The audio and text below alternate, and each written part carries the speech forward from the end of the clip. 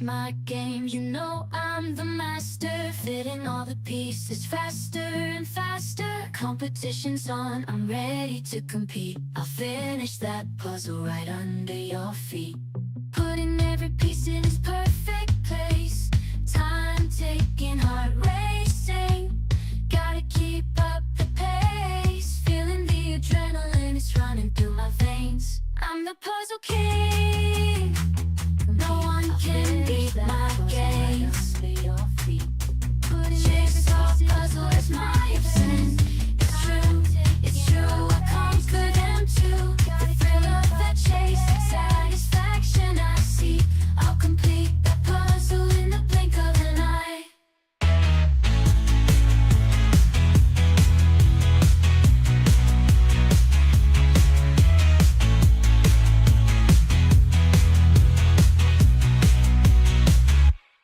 Puzzling is my game, you know I'm the master. Fitting all the pieces faster and faster. Competition's on, I'm ready to compete. I'll finish that puzzle right under your feet.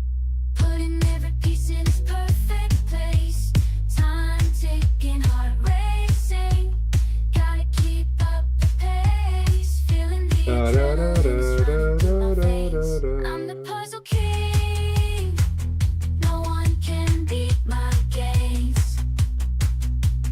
Jigsaw puzzle is my obsession.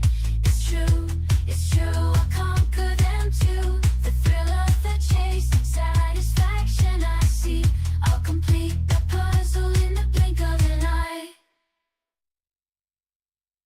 Puzzling is my game, you know I'm the master. Fitting all the pieces faster and faster. Competition's on, I'm ready to compete. I'll finish that puzzle right under your feet. Putting every piece in its perfect place. Time taking, heart racing. Gotta keep up the pace. Feeling the adrenaline, it's running through my veins. I'm the puzzle king. No one can beat my games. Jigsaw puzzle is my obsession. It's true, I conquer them too. The thrill of the chase and satisfaction I see. I'll complete that puzzle in the blink of an eye.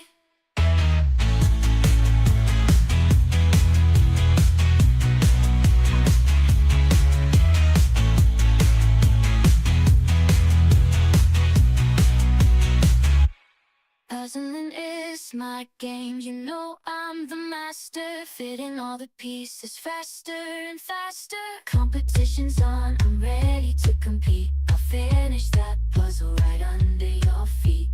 Putting every piece in its perfect place.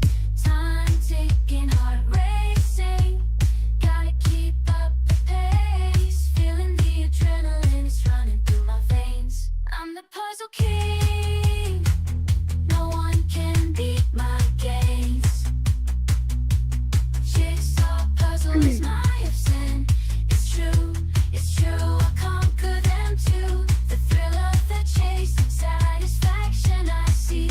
I'll complete that puzzle in the blink of an eye. Puzzling is my game, you know I'm the master. Fitting all the pieces faster and faster. Competition's on, I'm ready to compete. I'll finish that puzzle right under your feet. Putting every piece in its perfect place. Time taking, heart racing. Gotta keep up the pace. Feeling the adrenaline, it's running through my veins. I'm the puzzle king. No one can beat my games. Jigsaw puzzle is my obsession. It's true, I conquer them too. The thrill of the chase and satisfaction I see. I'll complete that puzzle in the blink of an eye.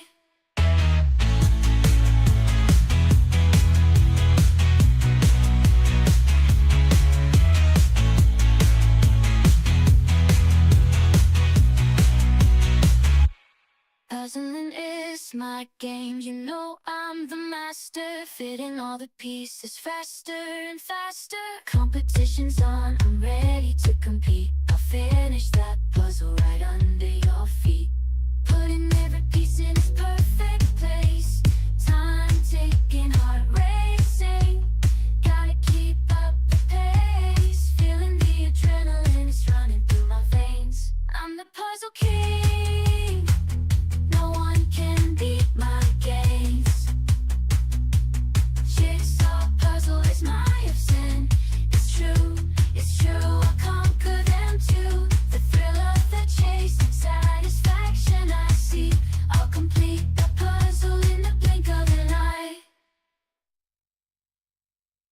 Puzzling is my game, you know I'm the master. Fitting all the pieces faster and faster. Competition's on, I'm ready to compete. I'll finish that puzzle right under your feet. Putting every piece in its perfect place. Time ticking, heart racing. Gotta keep up the pace. Feeling the adrenaline is running through my veins. I'm the puzzle king. No one can beat my games. Jigsaw puzzle is my obsession. It's true, I conquer them too. The thrill of the chase, satisfaction I see. I'll complete that puzzle in the blink of an eye.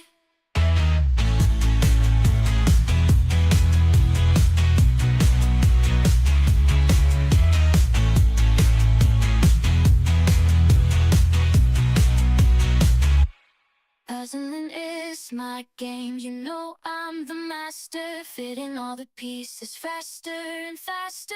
Competition's on, I'm ready to compete. I'll finish that puzzle right under your feet. Putting every piece in its perfect place. Time ticking, heart racing.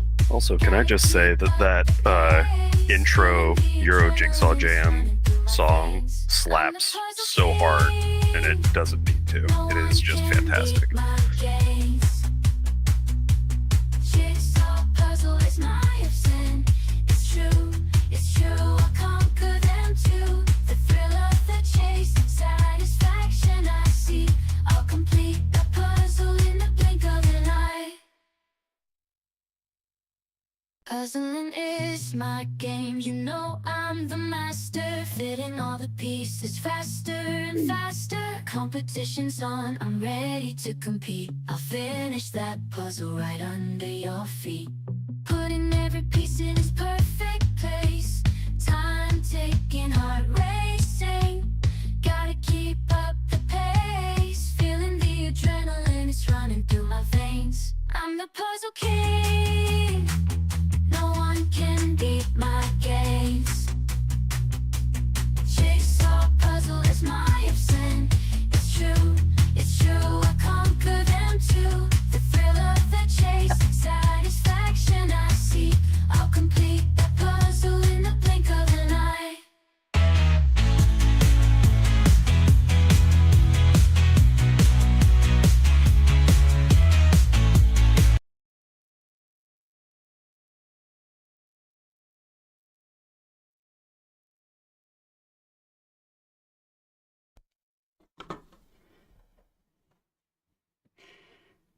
So, hello everyone and welcome to tonight's competition. Great to see you all here. So, for those joining us for the first time, tonight is the 12th competition for the Euro Jigsaw Jam, and I'm your host tonight, Michelle Casper. I'm training for the World Championships in Spain. I'm looking forward to that, and also looking forward to our event in Trier. That will be my first in-person event. I'm also a mum of 3 kids, and my oldest daughter is a speed puzzler. So she's also joining me as my pairs partner in Trier. But I'm not alone tonight. As always, I have somebody assisting me in the background, but we also have a co-host tonight. So I'm going to put on the screen those who are assisting tonight.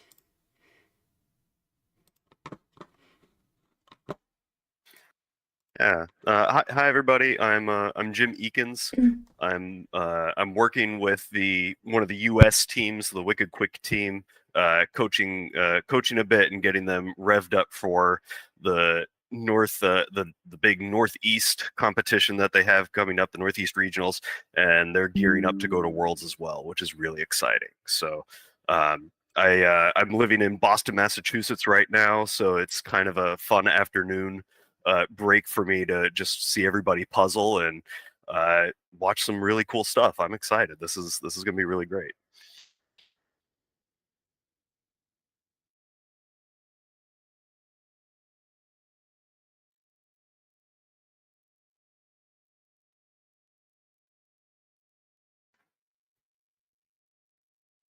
I know everybody, this is always the big calm before the storm where everybody's like itching to like rip right into those puzzles. That present wrapping just looks like you want to tear into it on like a birthday gift, right? You just want to like tear it apart. Um, but it's important to be a little cautious. We've seen folks in past competitions rip into the bag with a little too much gusto, and then the pieces go all over the place. So exercise a little caution once you get into the box, uh, but it's always a fun time.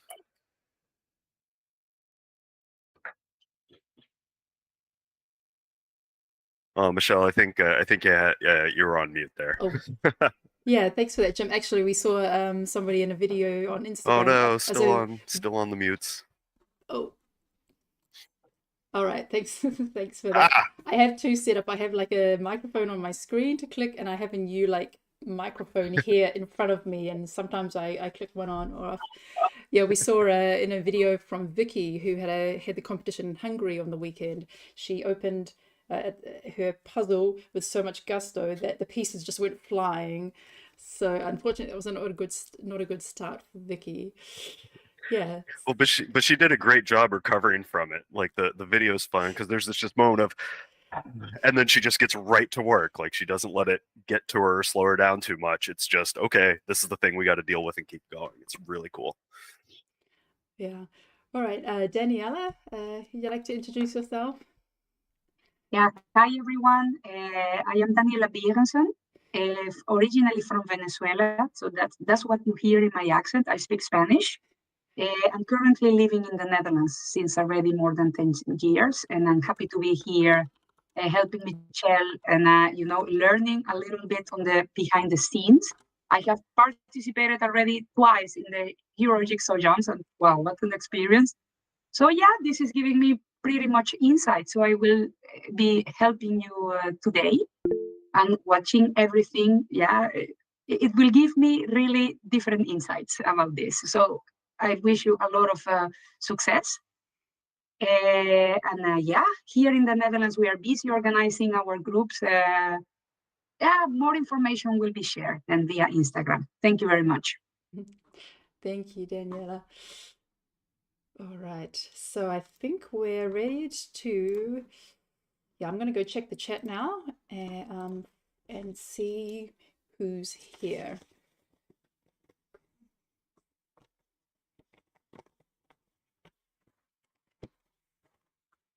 Yeah, so we'll be starting in about 6 minutes.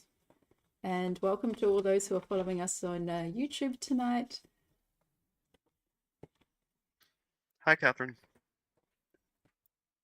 And yeah, we're gonna be watching the chat and trying to answer questions or respond to things as they come through, which will be really fun. Oh yeah, so I see that Catherine asked, is the song an AI generated one? Yes, it is. So actually, my husband was playing around with AI music, and he asked to have a speed puzzling song, and that's the song that came up. He actually got 3 songs out of it, and that was the one that I liked the most. I thought it was quite fun. So maybe at some point we'll have to switch up the songs. We have to share the second and third ones with you. They're quite funny. So I think when I play it, like I really get into the mood for doing some speed puzzling. Yeah, so we have Elodie is on 2 devices. Yeah, so as always, once you remove. Sorry, we have like the loudest doorbell. Yeah, as always, once you remove the wrapping paper, we also always remove the plastic shrink wrap, and if there are any stickers there as well. So if you want to, you can have some scissors handy. But basically, yeah, we don't waste time. Once the time starts, we don't waste time like trying to open the box. That is already ready to go.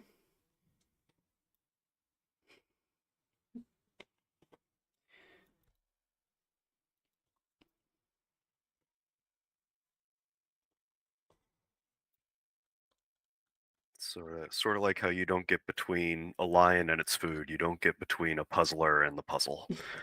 Anything that gets in the way is just dangerous for everybody involved.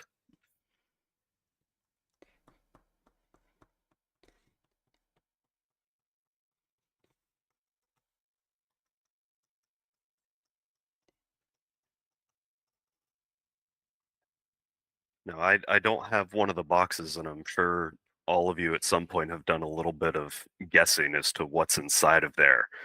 Uh, I'm curious if the like fun floral outside is something that will match the insides, or if it's to lull everyone into a false sense of calm security. Like, what is going to be inside of this thing? Um, I know the chat is going to have a whole bunch of guesses as we go through things, setting that up. Um,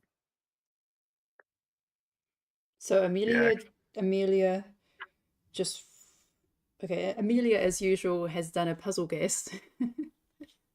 So, if those who are following on YouTube, you're welcome to write a guess in the comments what you think it might be tonight.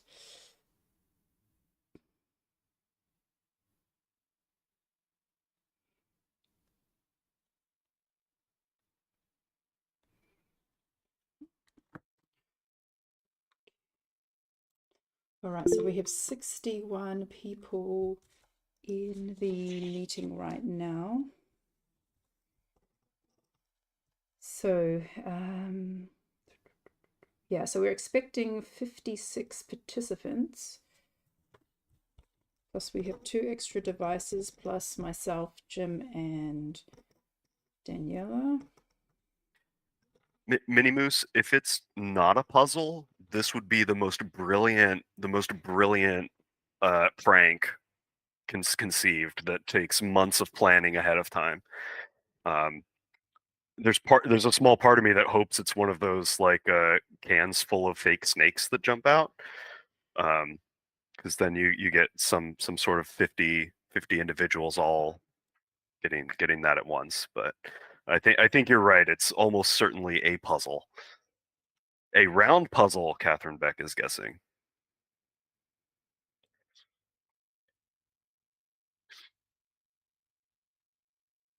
All right, so now you may reveal the puzzle. Have fun unwrapping your puzzle and removing any plastic stickers or wrap.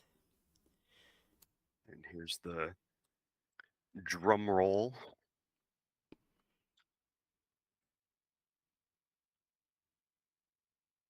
It does look pretty round. I'm seeing some round puzzleage. Yes, Catherine Beck, good call with the round puzzle guess. Ooh, wow. And I think it looks like a Ravensburger or Ravensburger rather. Oh man, this is going to be exciting. So I didn't actually see Amelia's guess. I saw she posted, but I can't play it, otherwise everyone will hear it. So, but somebody says she was right. Well, yeah, she's got that knack, hasn't she? All right, so I'm just checking the people who didn't register. So I see Eric is there. Eric or Ellen is also there.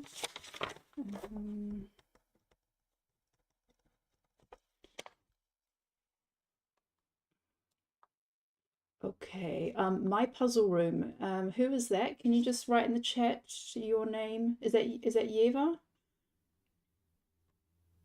I'm just going through the list just to double check everyone. That I have everyone there. Okay. When you're ready, you can just put it on the table in front of you. Then I know that you are ready to go. All right. So it's just after 7. Okay, then I shall do a countdown. 5, 4, 3, 2, 1, go. Good luck, everyone. And they're off.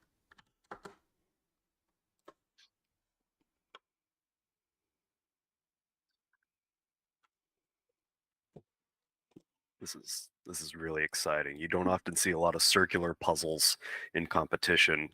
Like I know Worlds used them for semis and things like that, but this is going to be really cool. Well, actually, they use them, I think, in Canada in the semi-finals in the pairs. They use two circular colors. Just forgotten how to put myself on the screen. Here we go. So it's Pokemon. Gotta puzzle them all. Yeah. So obviously we're familiar with the circular puzzles from Ravensburger in the Circle of Colors collection. They also have the Sun collection, and also there's Pokemon. So I actually had to ask my daughter about this because she's a big Pokemon fan, and she told me that this big guy in the middle is called Relaxo because he likes Snorlax. because he likes to relax. And this pink squishy thing jumping, looks like he's bouncing on the tummy, is Jigglypuff, apparently. Nailed it. So I have no idea. Jim, you probably might be more familiar with this. And we have a dragon, some cute cupcake looking things at the bottom.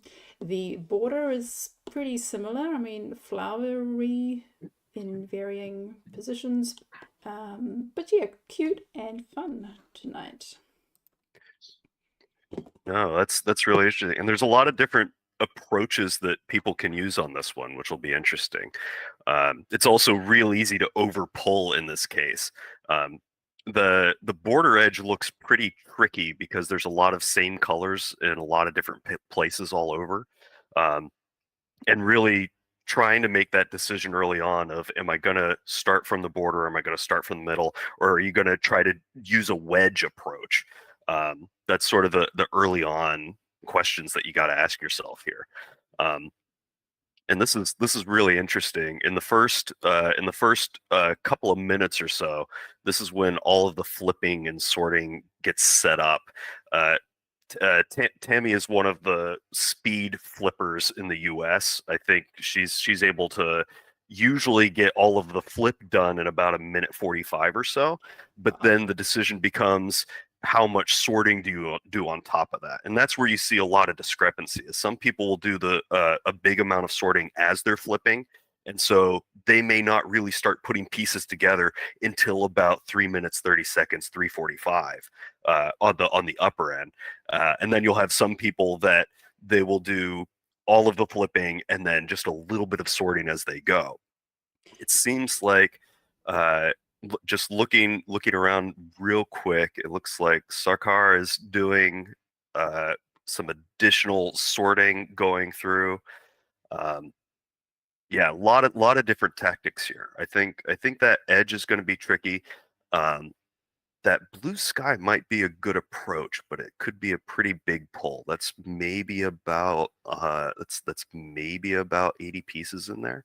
Yeah, I mean, so it'll be here we can interesting. see some really, I mean, the four people we have on the screen right now, Amy from the UK, Anna from Finland, Arkadia's from Poland, and Astrid from Denmark. They've all got different approaches here. Like you can see, I mean, Anna is taking her time to sort piles. Arkadius is even doing more detailed sorting, like even more piles. And then Astrid's pulled out the border, but just pushing it to the side, like just keeping it at the edge. And Amy doing the full flip, but already starting to build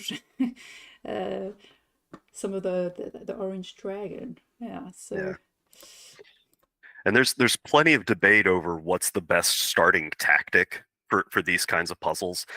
There's one school of thought that is you have to build the edge completely at first, or you have to pull the edge during things. It's a little up in the air. You know, if you watch Alejandro or some of the other top speedsters, they might pull the edge, but they won't necessarily build it right out the gate. They may do chunks of it and then pick some other key spots. Like that red on the Charmander sticks out pretty good. So that could be a place to start out and then sort of sunburst away from there as you go through, which is really cool. But also something really interesting with the circular puzzles is that you have some really obvious middle pieces, and you can see that really clearly.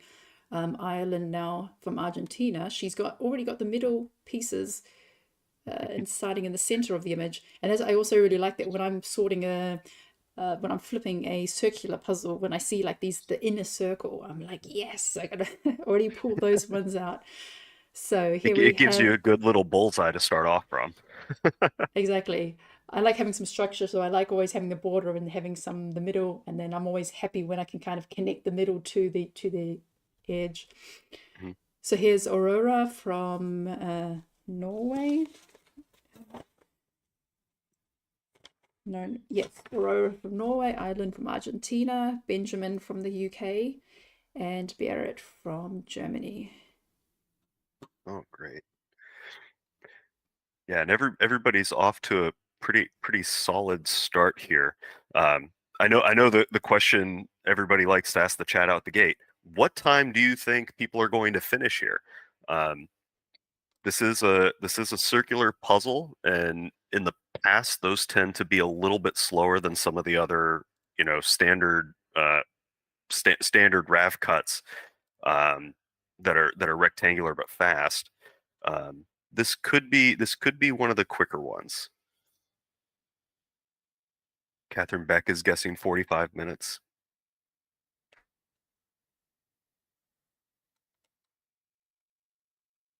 All right, here we have Bettina from Germany, Chiara from Italy, Cornelia from Austria, and Danique from the Netherlands. Oh, great.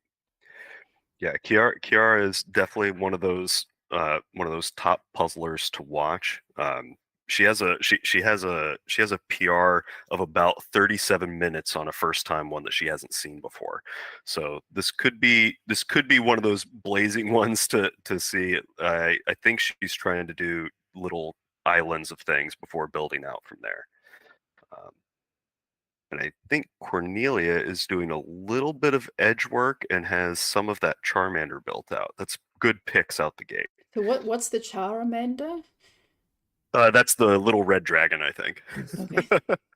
in that bottom left corner. Okay, so I did this puzzle in 1 hour and 11 minutes and 40 seconds. We have some people guessing 38, 42, 38, 45.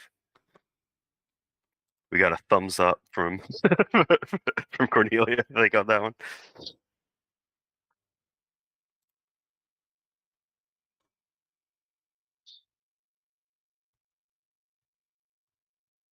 It's also interesting to see which people are using box tops versus just sliding the box itself behind uh, into the bottom. Because what can happen there is you end up looking at a flat image, and if you have kind of awkward lighting, you can get weird glare off of that can sometimes make it tricky to pick out certain spots in there. But you can run into the same thing if it's tilted. It really depends on what your lighting situation is to pin down what's going to be effective for you. Here we have Dietmar from Germany, Eleanor from France, and Elodie from France.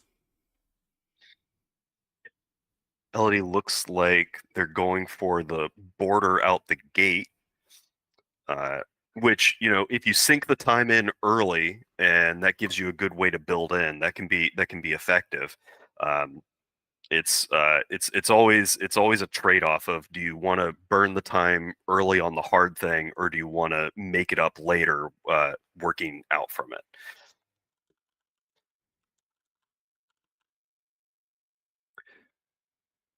Let's see. It's also interesting how many people in the EU tend to use brown tables or wooden tables for their puzzling. Um, a lot of times there's concern about if it's brown or dark, does that contrast mess with your ability to see some of the pieces clearly in order to keep pace. But these folks are so quick that it may not slow them down at all. So Amelia has got some really nice islands going. She's got the Pikachu and the Jigglypuff characters and the dragon done, and also these cupcakes. I think that, I mean, that's also where I think I started. I did start with the border, but then I pulled out, I did start building on, yeah, the more orangey yellow pieces that stood out to me. Mhm. Yeah, and it's also real important to be able to change tactics if something's not working all that well. Um, you'll notice that some of the fast puzzlers, if they get to a spot where they're not putting a piece in every 6 seconds or so, they'll move to a different spot on the puzzle and try to make adjustments there, which is really cool. It does look like Amelia's trying to knock out those yellows and reds, even though they're in different spots throughout the puzzle. That's probably a good way to go because it's going to give you good islands to plug in and work off of. Yeah, I mean, it looks like that's what Kiara's also doing. I see the pink and the yellow and the reds pulled out. So on the screen, we have Amelia from Finland, Eric from the Netherlands, and Franziska from Germany. Looks like Eric is knocking out the Jigglypuff. I think I could be wrong. It looks like he might be approaching this kind of upside down, or just doing the island chunks, and then he's going to try to place them all at once, um, which is going to be kind of tricky if it's a little chaotic down in there. Um, it looked like Francisca is one of the folks doing a border build, coming around from the outside. Now, if you get the whole border squared away, that's going to be about 100 pieces. And even though everybody is looking at different spots, that's a good way to estimate who's in the lead at any moment. Um, but there's always going to be a little give and take. The folks that did extra sorting out the start may be able to accelerate in the back half. And we're kind of reaching the point of the puzzling now where you're out of the initial flip. Hopefully, you're getting your initial plan done and out the gate. So now the question is, what do you work on next? And that's always the hard part in these, is what is the easiest target that you can address in order to keep things moving and keep getting pieces in. So I'm noticing some quite fast times being predicted. I always had the impression that the circular puzzles are harder than the normal rectangular puzzles. Have we actually seen round puzzles with like finishing times of around 40 minutes? I'm not sure, because I mean you do have a very different piece shape, and I mean I love circular puzzles, but I do find the piece shapes quite illogical and yeah, don't really make much sense about where to place them. Yeah, a lot of people don't practice circle puzzles all that often. For speed puzzling, we do. There are certainly times that are under 40 minutes for those. In Worlds 2023, Alejandro, Sarah Schuler both had sub 40s in their preliminary rounds. So those times do exist for them, but I do think it's a thing where the field is a little more thrown off by it. Because of those awkward shape pieces. It's sort of like whenever you switch from a ribbon cut or a standard cut to random cut, where you have odd shape pieces. A lot of times that can slow the field down on average across the board.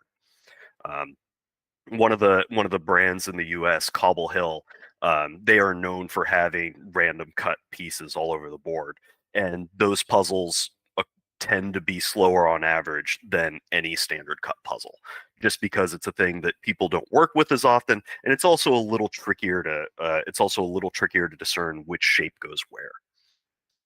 Yeah, so here we can see Hannah from Finland, that she has all these character islands Mhm. built, and yeah, looks like she's trying to work on the uh, the relaxo or snorlax or whatever it's called. So I found that would for me that really slowed me down, because you have like two colors. You have like this creamy top color and the grayish background, and I found that quite hard. I found that the most challenging part, and it's also the biggest block of solid. So Yep. And that's that's the kind of situation where if you're going to approach a huge chunk like that, a lot of times you want to start off by approaching the border lines between the two colors, right? You'll see a lot of puzzlers where they'll see the Snorlax and they're like, got it, I know exactly where all those pieces are, and they'll pull all of them, they'll get them in their hand, and then where do they go? Well, a good approach, start off with an outline somewhere. Like there's that contrast between the belly and then the Snorlax's back, where it goes from that green to that pastel. Try to throw that line in there, or even if it's that outside line of his back versus the outside edge. That is a good way to start being able to box in the pieces a little bit more, so that way you can keep moving. So here we have also on the screen Heike from Germany, Ida from Norway, and Ida is puzzling next to Lynn. So we've seen a close-up of Lynn later on, but that's fun, puzzling, speed puzzling with friends. And I know sometimes Lynn has puzzled with Celia as well. Celia is also in the call, so might see a third person at their table.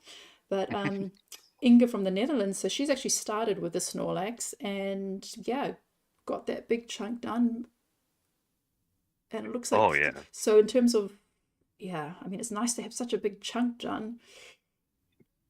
Yeah, I'm gonna keep Inga on the screen. Oh, sorry, I would certainly keep Inga on the screen. She has a PR time of about 31 and a half minutes. But I think that's on a standard puzzle. So there's a good chance that she could that she could blitz it today. We're coming up on the 17-minute mark, I think. So it's gonna be tight for her to hit that. But I do think we're going to see some pretty fast times across the board. This might be a case where we see some 37, 38s. It'll really be a question of how much does that border slow people down, and how much do they either build out so that way it's easier to attach, or build down from it quickly. So here we have Janie from the UK, Jessie from Luxembourg, Portugal, and Johanna. I'm not sure where Johanna is from.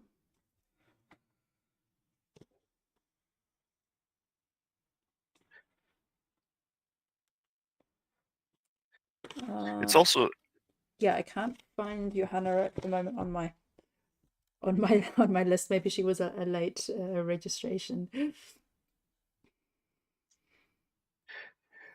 Yeah, Minnie Moose makes a good comment here that even though there's a lot of color, a lot of times it's easier to identify sort of the black outline or specific eye shapes or mouth shapes inside of there, in order to go through and build them out the best. Also, I agree wholeheartedly that Gengar is the best Pokemon.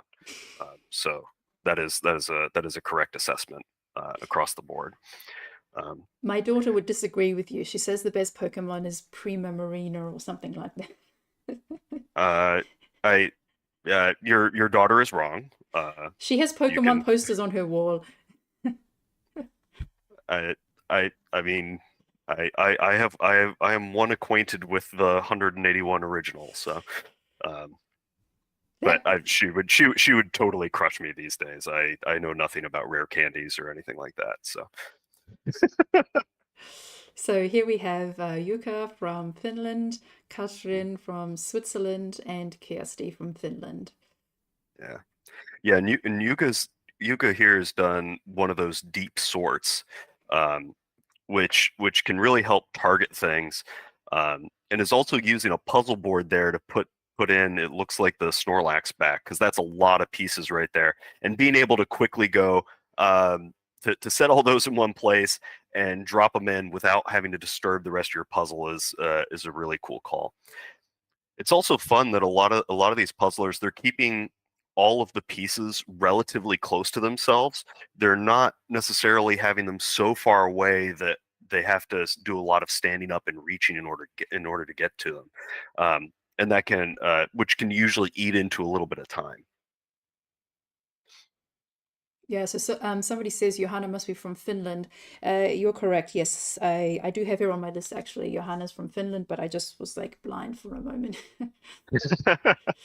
Yeah, so this is something we've seen Yuka do before. He likes to have his trays and has like the almost like it's almost like he picks what he's going to do last and he puts them on the trays out of the way, and then he uses his table space for the, yeah, you can see he's got his piles, that he does it very systematically. It's very interesting. Yeah, and you'll see some pairs and teams do a similar tactic where if they're not going to work on the pieces and they know that they don't need them, they'll just put it on a board so that way they can clear a little bit of space. So Jim, tell me, how do you come to be a coach of a speed puzzling team? How did that come about?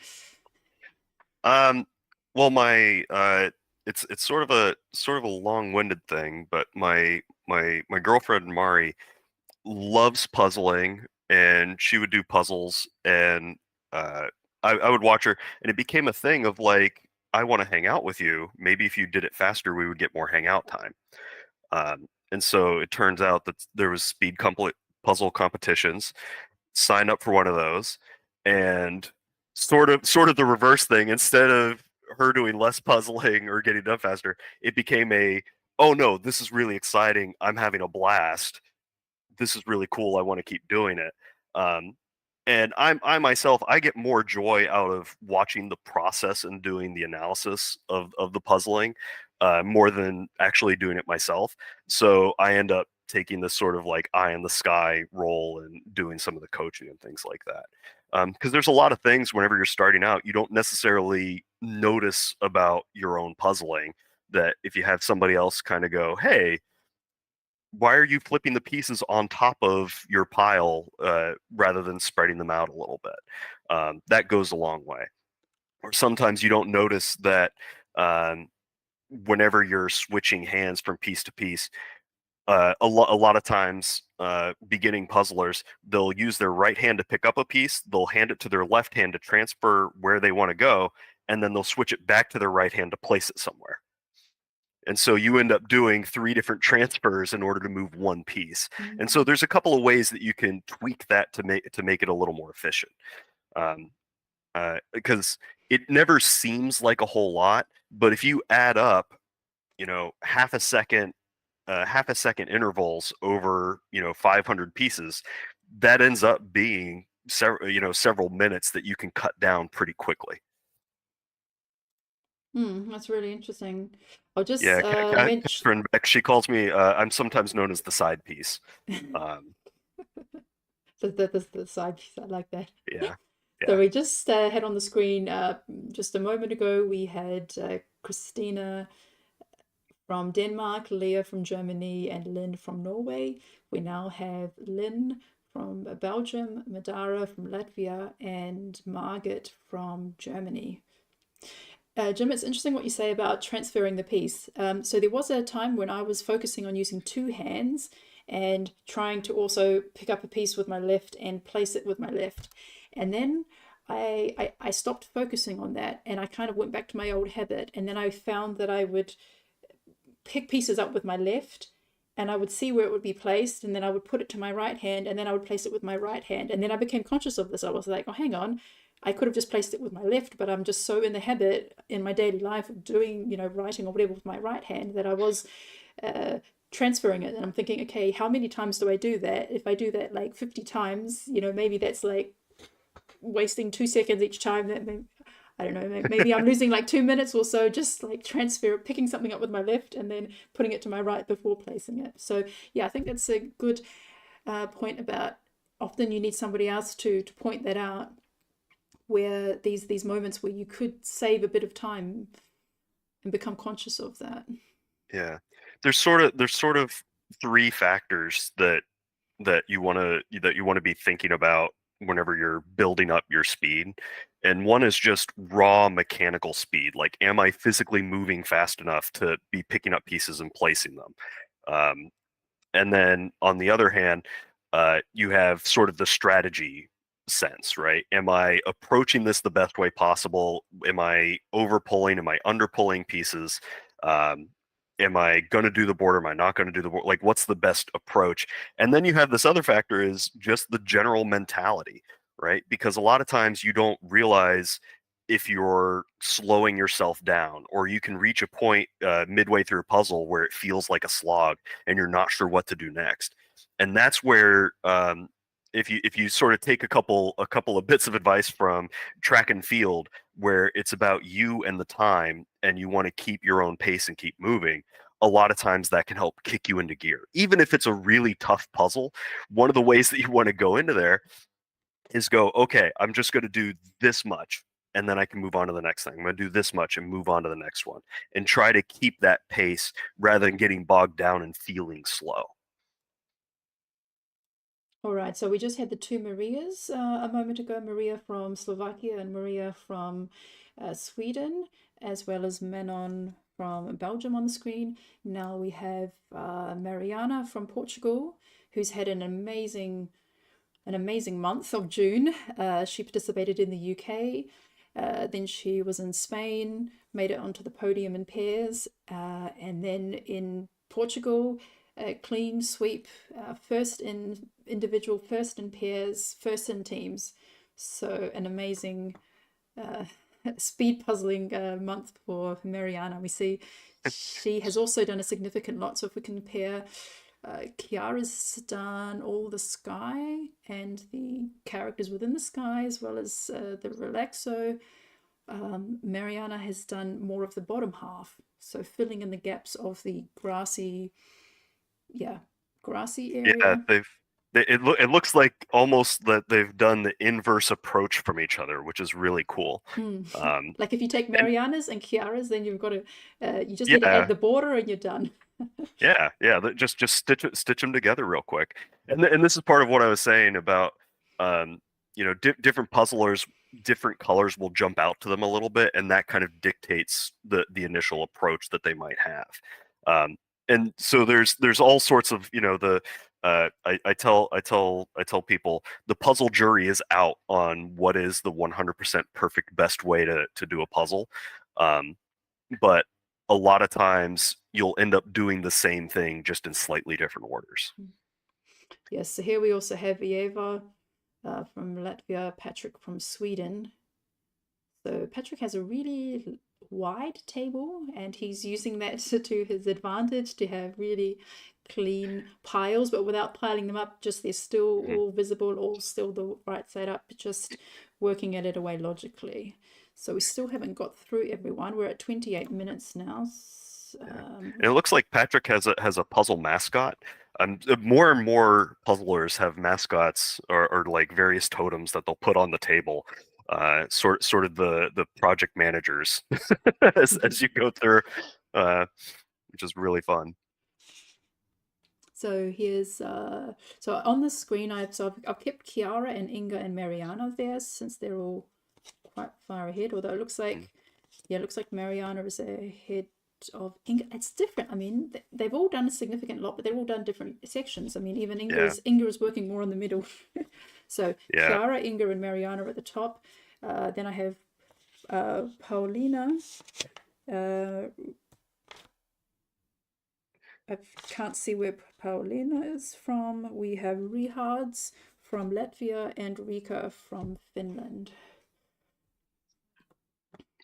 Oh, sorry, Landro. Landro, I think that is from France. Yeah, Pauline from France. Yeah, I think looking at this, Mariana might be in the lead. It looks like she has a little bit more of the sky put together than Chiara has some of that ground bits, which is really fun. So here's Sandra from Germany, Saka from Czech Republic, and Celia from Norway.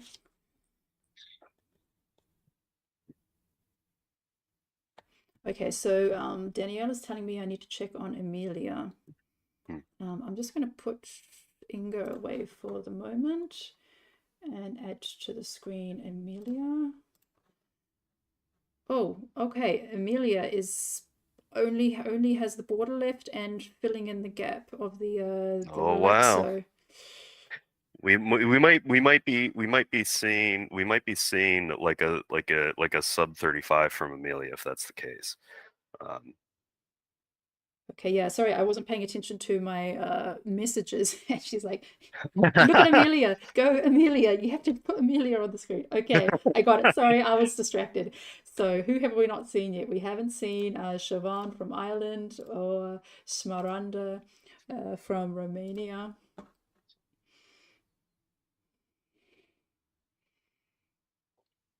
So we just crossed 30 minutes. Yeah, maybe it is. Sub 40 is possible.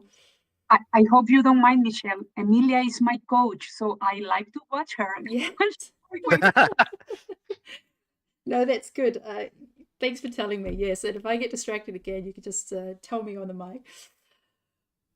Okay, so it looks like Amelia in the lead. Mm-hmm. Yeah, By a pretty decent margin there, yeah. Yeah, I think it's just the border and then a little bit of that Snorlax and some cleanup on there.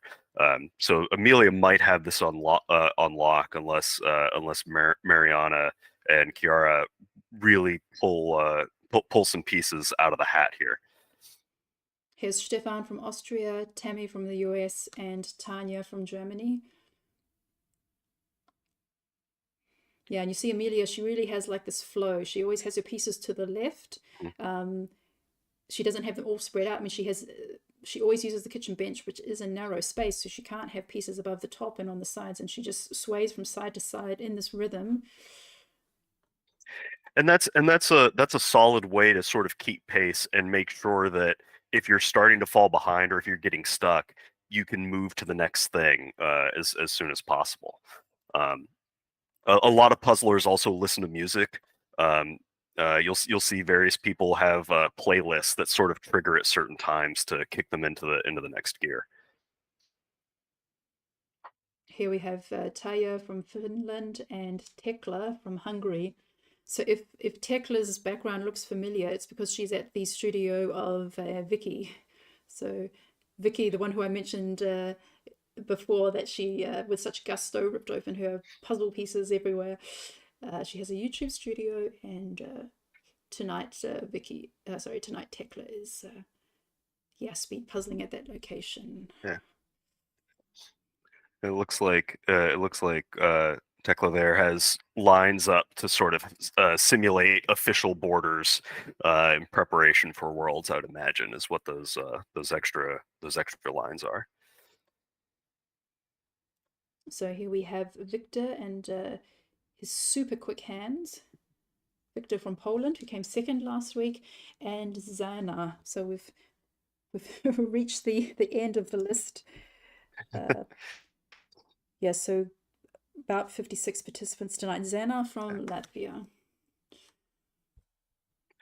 Yeah, it is fun to see some puzzlers have this like frantic energy of moving around versus some of the puzzlers that are more precision based, where they'll just toss one in one at a time.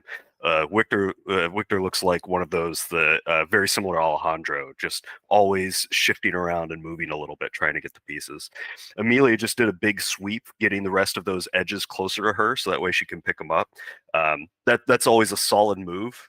You want to be able to reach the pieces easily, so that way you can throw them in.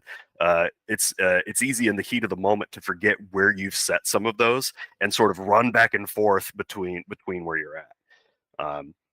Yeah, she might be able to get under 35 minutes here, which is really exciting.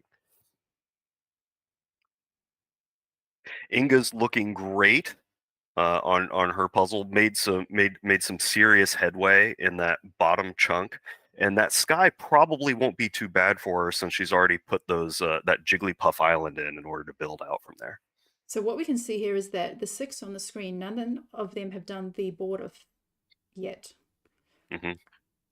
Yeah, and that makes sense to me sort of like what we were mentioning, that border has so many samey looking colors and shapes in so many different places that you'll end up losing a lot of time trying to brute force that thing all together versus being able to build out, and then you have a little more information in order to stick those border pieces in.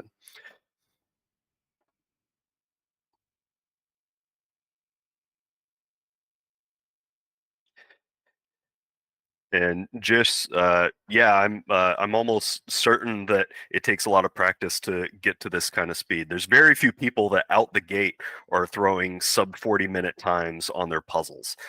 There's always a lot of little optimizations that you make just to get your mechanical speed down, and then there's the strategy on top of it in order to really bring down your times.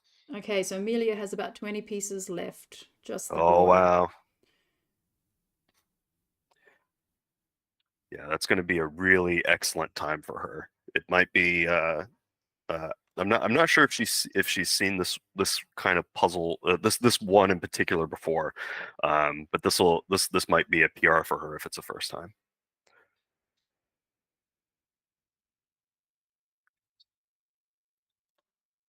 Kiara trying to dig through some of those greens.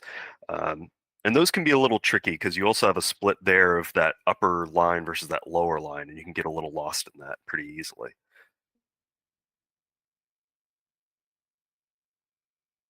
Yeah, so it looks like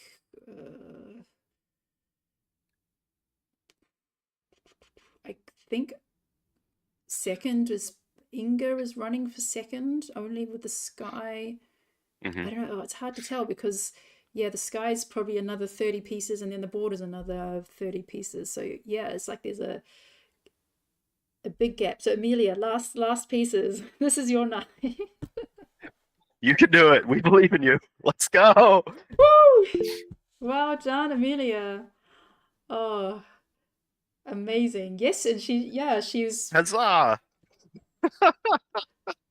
excellent. I mean, so many of us have benefited from Amelia's videos with her tips and strategies. She's also she's also doing a coaching program. Yeah, that's really exciting that Amelia, first time on the podium tonight and with such a convincing win as well. Oh yeah, totally crushed that one. That was fantastic. What was her time on that? It was 36 in a little bit, right? 38. Yeah, so we started like 1 minute Okay. later. Okay. So about 37. Okay. So for reference, that's about a 13.5 pieces per minute pace. So at some point, if those of you at home wanna give that a shot, just put out 100 pieces of a puzzle, line them up at do it once and set everything up, and then just see if you can put 13 of those together in 1 minute, back to back to back to back, and that's the pace that you're shooting for in order to catch up to that. Okay, Victor has the working on the border. Mm-hmm. Okay, so I think for second place, it's between Victor and Inga. Okay, Inga's starting on the border.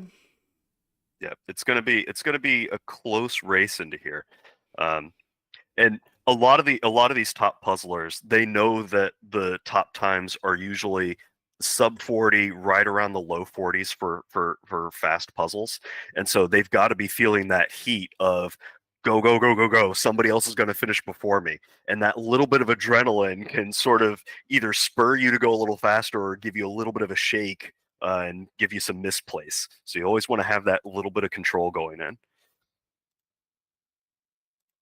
Oh yeah, Catherine Beck, absolutely. A lot of times, we folks don't include in the initial flip time in terms of the pieces per minute.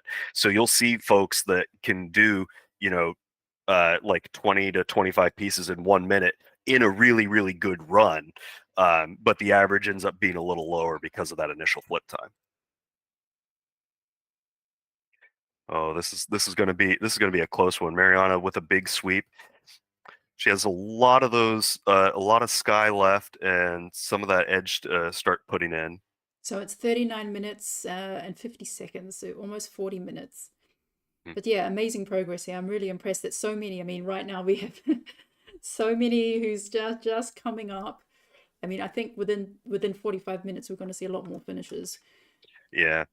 Well, and what we're seeing is that across the board, the times are getting tighter at the top.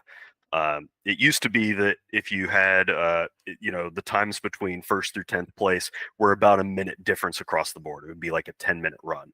But now it's starting to get much smaller, where the times between first through 10th place are closer to 5 minutes in some of these. So it's getting tighter at the top across the board. So some of those small decisions end up adding up over the long run, which is really exciting. So here we see two very different approaches. Inga is rotating the puzzle one piece at a time. She's finding the one piece that fits in that spot, rotating, and next keep on going. Victor's hands are flying all over the page, the place, trying to find which piece fits on the opposite side. So Victor, 10 pieces left. Looks like Victor has caught up. Victor, 10 pieces. Inga, 20. Yeah, Victor using both of his hands, flying from one side to the other. Yeah, see, his sister mentioned that his hands look like flies buzzing around. It's just so quick, such quick reactive time. Mm-hmm.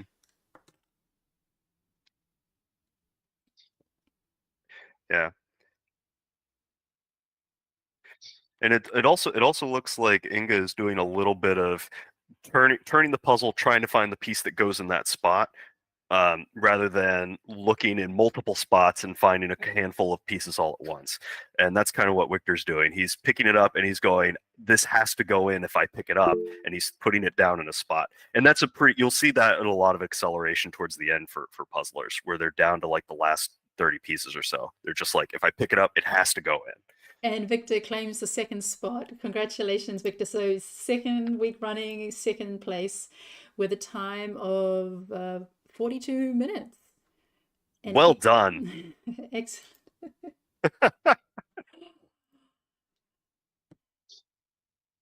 Okay, so on the screen now we have Chiara, Mariana, and there goes Inga. Well done. Just 1 minute behind Victor. There we are. So Inga claims third spot. So Inga has been on the podium several times. So well done.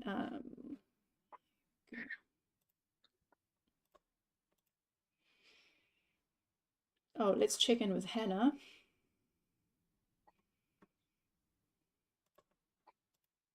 No, this is a really exciting round across just across the field. Definitely one of the speedier puzzles.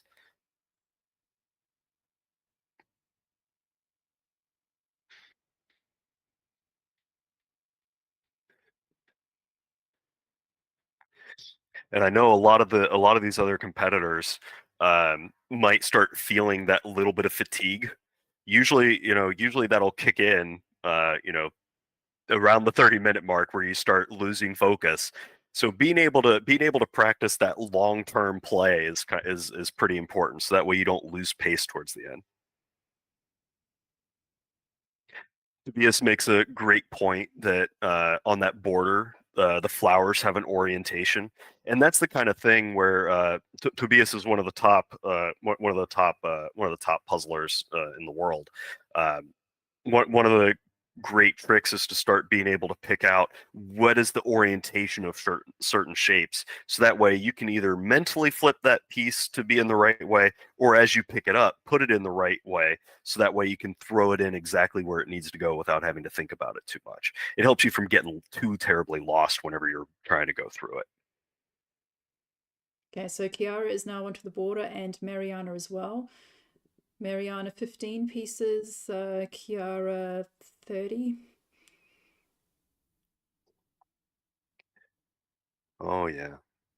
And this is going to be another blitz down into the end for those two.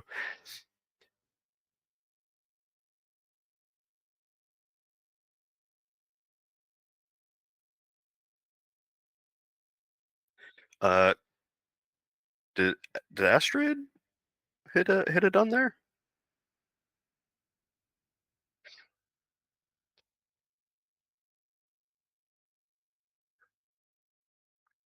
Michelle, we might have lost your audio there for a second. Sorry, I took a drink and I forgot to turn it back on again. Yeah, so Astrid, thanks for accidentally pressing that done message, because now I have you on the screen, and I did have you off my radar for some moments. Okay, Mariana, go. Okay, Mariana, 4th place. Congratulations. Well done.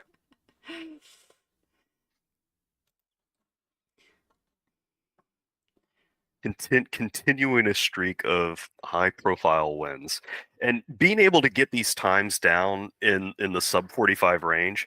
That's all on the, like, qualifying for world's pace inside of there. Shooting for that top tier. These are definitely people to watch going into worlds. It's absolutely fabulous.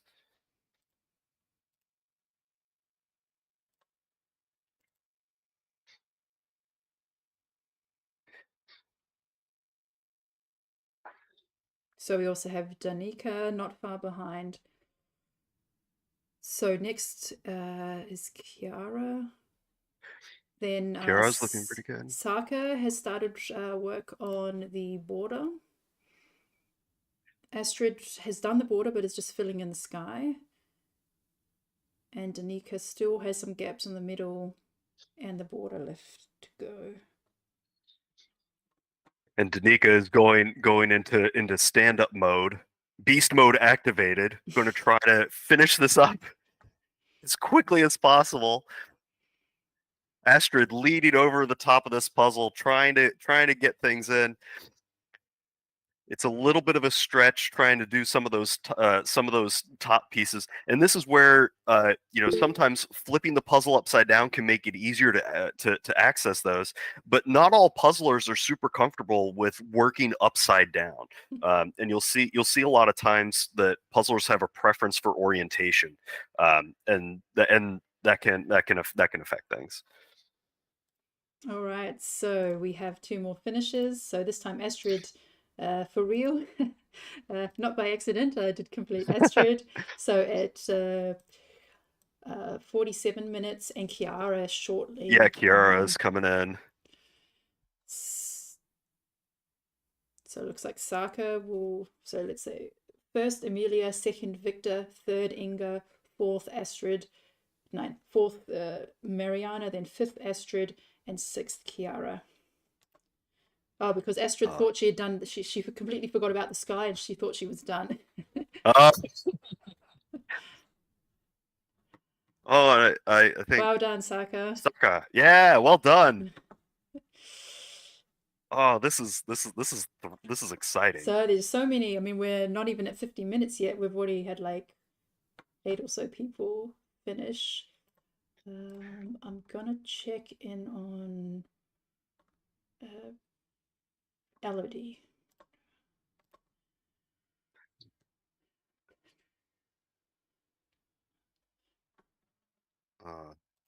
There's Patrick on screen doing a solid job. I think that sort's working out well for him to keep up a good pace and keep charging through.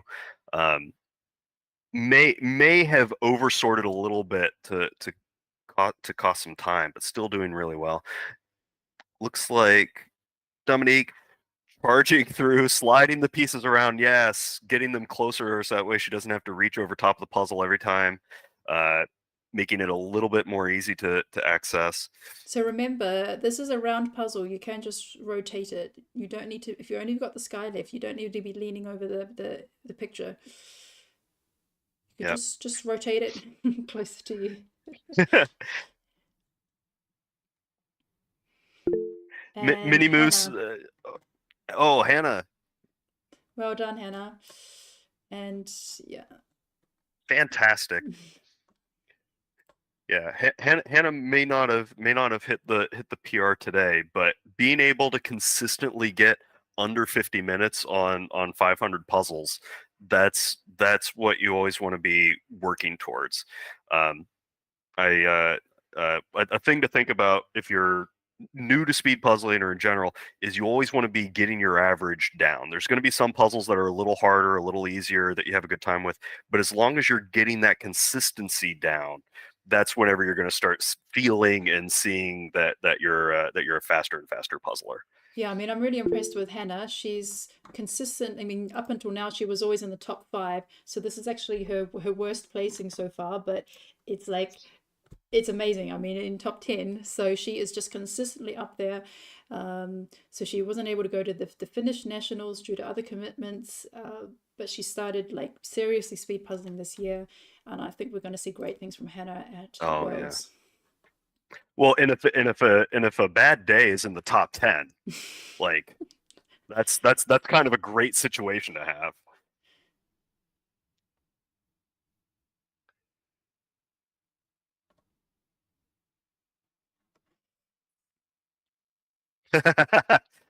Yeah, Amelia, that's one of the that's a great way to get revenge is whenever somebody says that you're being too slow, you give them the puzzle and say, "All right, prove that it can be done faster," and that kind of turns the tables a little bit. Yeah, so Hannah got 8th. So to say that the worst position so far was 8th, I mean, I think that's incredible. I mean, and also just consistently at that high level. She's definitely one of the, I think she's going to be one of the most exciting puzzlers to watch at the Worlds. Yeah. Well, we can probably ask her, if you don't do a lot of circular puzzles, you can get thrown off by that pretty easily, and that can eat, and anywhere between 5 to 10 minutes just on getting comfortable with that different kind of cut. You'll see it a lot of times whenever people have sort of a brand preference. They're way faster on some of those than they are on ones that they're not as comfortable with, just because the piece feels a little bit different or the way that it fits is a little more awkward. It's there's a lot of things that can eat into your time a little bit, and that's a-okay. The big thing is you versus the clock and keep getting that down just a little bit more. So I think we have a little break for a moment, so I'd like to ask Amelia to join us. Here I am. There you are. Woohoo. So you had a winning streak before, then you when you had your winner chicken dinner, and then that paused for a while, and now you're back on top. So what happened? Well, obviously, what happened with my winner chicken dinner was the fact that we had this online competition in Finland, and speed puzzling wasn't that popular here. So I was able to be the best from the very beginning, and then other people came up and no more chicken for me. But this was actually the only time that, because I sometimes guess the puzzle correctly, but usually it doesn't really help me, even though I know the picture beforehand, because the pieces, it's so much different when you actually have the pieces. But this puzzle I actually happen to have in my collection. So obviously I guessed this. So I did this this week and practice, kind of like see what kind of strategy would work with this. I was a little bit afraid for like all the other great speed puzzlers here, especially for my teammate Hannah, because this is actually the one in my collection is her second copy of this puzzle. So I knew a lot of people have done this before. Also, I was checking myspeedpuzzling.com and saw the people who are participating having time on this. So yeah, it was nerve-wracking, but chicken today. Yeah, and yeah, so you are familiar with this puzzle. How do you like circular puzzles in general? Oh, I'm terrible. I'm absolutely terrible, because I don't understand kind of like the angles. So especially with this puzzle, when I do these puzzle islands, like what is this green thing with the onion on top of it? Bulbasaur or something like that.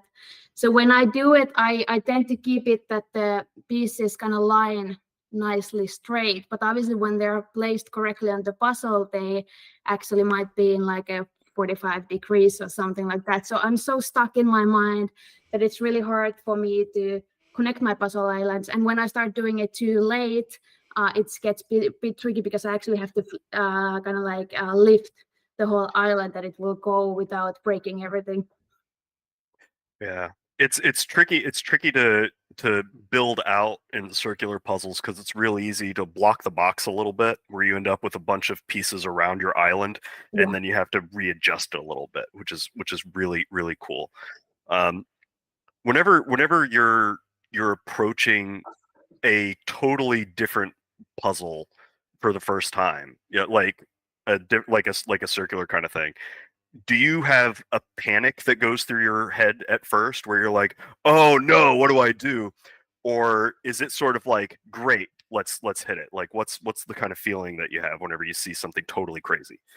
I would say I'm quite like mentally tough, and for those who don't know, I used to play in Finnish national team, and I've done a lot of like sports psychology, and I'm practicing like the mental side.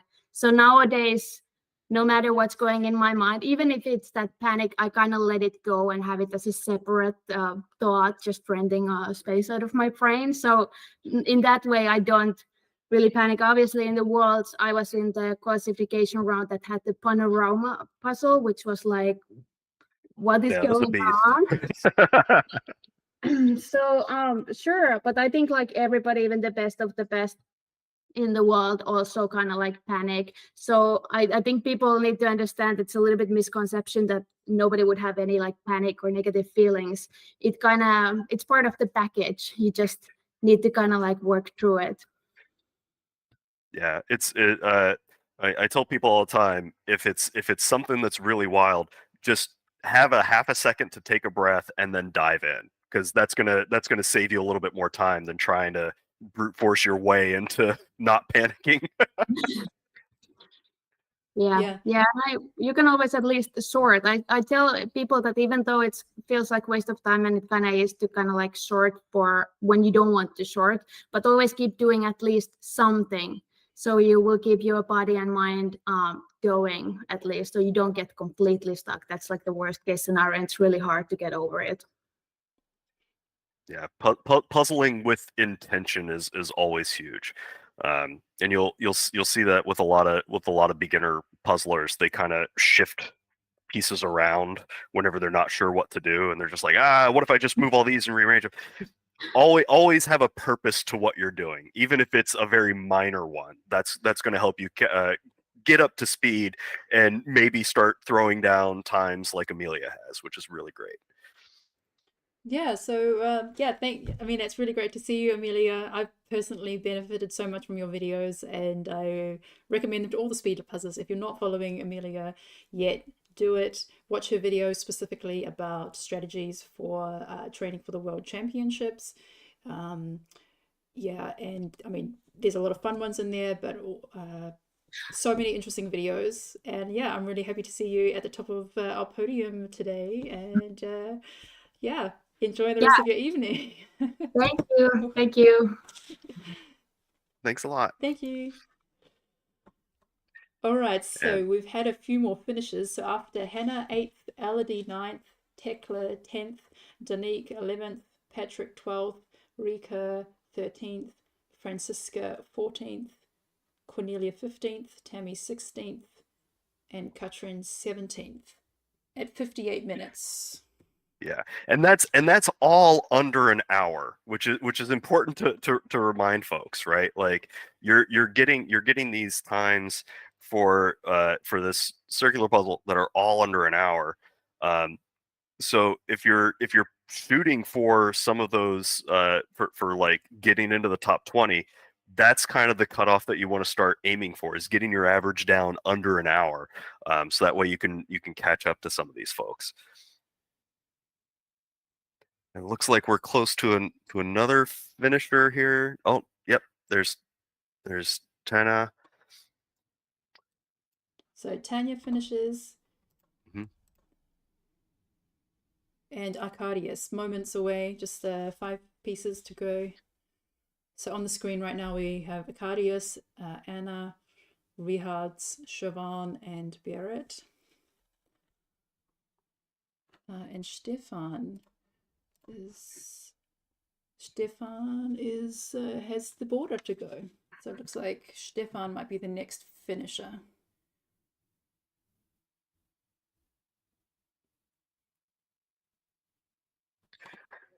Well done, Akarius.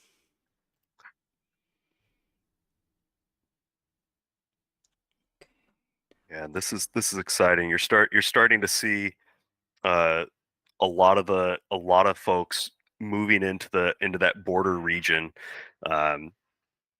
sort of saving that for last and building up on it. Okay, so Victor, are you there?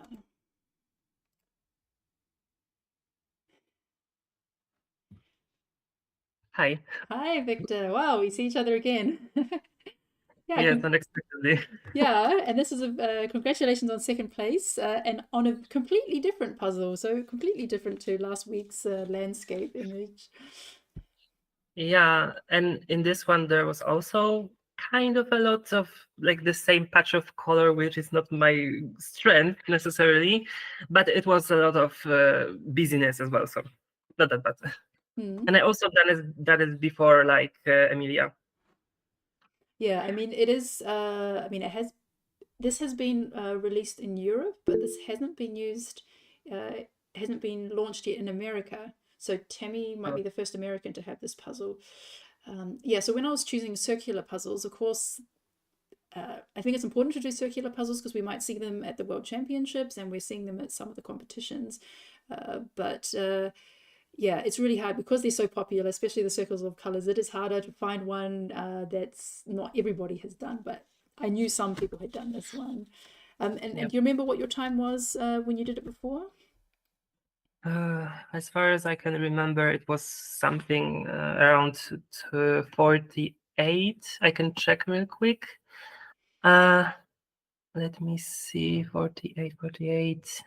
Yeah, but I think it was like, 48:17. Yeah. And fun fact, I was 4 seconds slower than my pair partner on this one. Okay. So in this time you were, where are you? 42 minutes. So a 5-minute increase. Yeah, well done. Yeah. Yeah. Yeah, I think it was below 42 because I had my my timer here. But yeah, something around 42. I didn't expect that, honestly, because 48 was really good for me for this kind of puzzle. But then I'm not complaining. Well, no, and you'll a lot of times, or at least in the past, even the worlds in the preliminary rounds, they'll have puzzles that some people have seen before. So it's just a fact of life that people are going to run into, which is really cool. And if it kind of works out where usually if someone has seen the puzzle before, there's about a 10 to 20% time decrease that they get a bump on, which is really great. Yeah. I do have a question for you though. How much caffeine do you drink before puzzling? Because your hands are moving around all over the place. I assume you have to be like 3 liters in on just pure coffee. Honestly, this might shock some of people, but I think in my life I have never drank coffee. I am totally caffeine free in that regard. I don't know. I honestly, I remember when it was the first time I was watching Karen Puzzles videos about worlds. I was looking at Alejandro and I was like, why people say it is fast? Like, I think I can do this, but I couldn't like solve the puzzle as fast as he can, but I can move as fast. So I don't know if there is a correlation necessarily, but I don't know. Well, it certainly has a factor, right? Like coming in second twice in a row, like that mechanical speed is a huge part of being a great puzzler. So you're well on your way, if not already there. There's one thing that I learned after the last Euro Jam, because in that puzzle, when we had the sky and the mountain, I realized something that I didn't know like for 6 months before, that when we think about it, because I can move my hands so fast, then I can do sorting by piece shape very fast. So it is more like beneficial for me because I can move hands so fast to do it faster than other people. Because sometimes, I don't know, you can start whenever you want to with piece sort, but I can start very fast because it just like it doesn't really matter for me if I spend like 30 seconds on it. No, that's being able to move that quickly and set yourself up for that kind of advantage. That's huge. A lot of people they'll end up eating close to 2 to 3 minutes if there's a whole bunch of pieces that they have to like rotate into one spot and line up and everything. Do you know about how fast you can like flip and sort everything? It is very slow. I don't know why, because my pair partner was really trying to get as fast as possible with the flipping, and we were kind of trying together to do it, and she's always faster. Like if you look at her, she's like looking maybe the same speed, but she's always like 30 seconds faster with flipping than me. I don't know what is it. I guess maybe it's something when you have like, let's say 100 pieces and they are on top of each other, then I have difficulty with like with I flip something to not flip anything like that is near to this. Oh, do like the multi-car flip over? Yeah, this is chaos for me because I try to do it so fast that it's like flying everywhere. So I often has to like slow myself when I am flipping because it's really not efficient. Because in my Polish competition, when we did this, we had a different brand of puzzles. With Ravensburger, it's okay because they're very heavy in hand. But the ones from our competition were really light. So when I flipped like 5 pieces, then 10 just went off to the floor. Oh, no. Yeah, Oh, so man. this is the practice that I think I needed to have. I just have one more question, Victor. Like, do you have such fast hands, and like do you have another hobby that involves such fast hand movement, or do you have like in your work is there something that you do that you have like this hand agility, or do you only notice this in speed puzzling that it's useful? I don't know, because I work in IT, so not necessarily this, but no, I don't think so. And I wasn't that fast with like let's say rotating the pieces in my hand. I remember it was probably 5 months ago, and I sat down and I was like, listen, you cannot flip, you cannot rotate the pieces. It is very triggering because I want to put the piece somewhere because I know it is like it should be there, but I cannot rotate it fast enough, so I have to like put it and rotate it on a table, and it's frustrating. So I spent like, I don't know, 2 days just sitting and watching YouTube and just like rotating the pieces in both hands to try to like to get this done and to be able to do it smoothly. And I also remember looking at Kristen, because Kristen is very, very fast with rotating, and not as fast as Alejandro. That's funny, but she's very fast because she can take the piece, rotate it like 2 times, and try to put it in, and then just if it doesn't fit, she just take it out, flips it again, and tries in different place, and it's like so mechanical, so fast. I am trying to be that fast with like the manual operation, not like because my hands are really just flying because I have to reach for so many things that is like a great motion for that, but in the micro scale, it's not as good, I would say. Yeah, I think that's really interesting. And I mean, in number 7, if anyone wants to have a close-up look at Kristen's hands, watch the live stream of number 7 at around like 38 minutes or like the last 5 minutes, and you see that she goes like this, and then they flip, she rotates them in her hand, she puts them in, it doesn't work, she rotates it again, tries it another one, picks up the next piece. And that was the first time where I really saw that in action, and I think that's quite mesmerizing to how she does that. But anyone can watch that on YouTube. Watch number 7. All right, thanks, Victor. Really nice chatting with you, and we'll see you again next time. Thank you very much. See you again. Bye. Bye.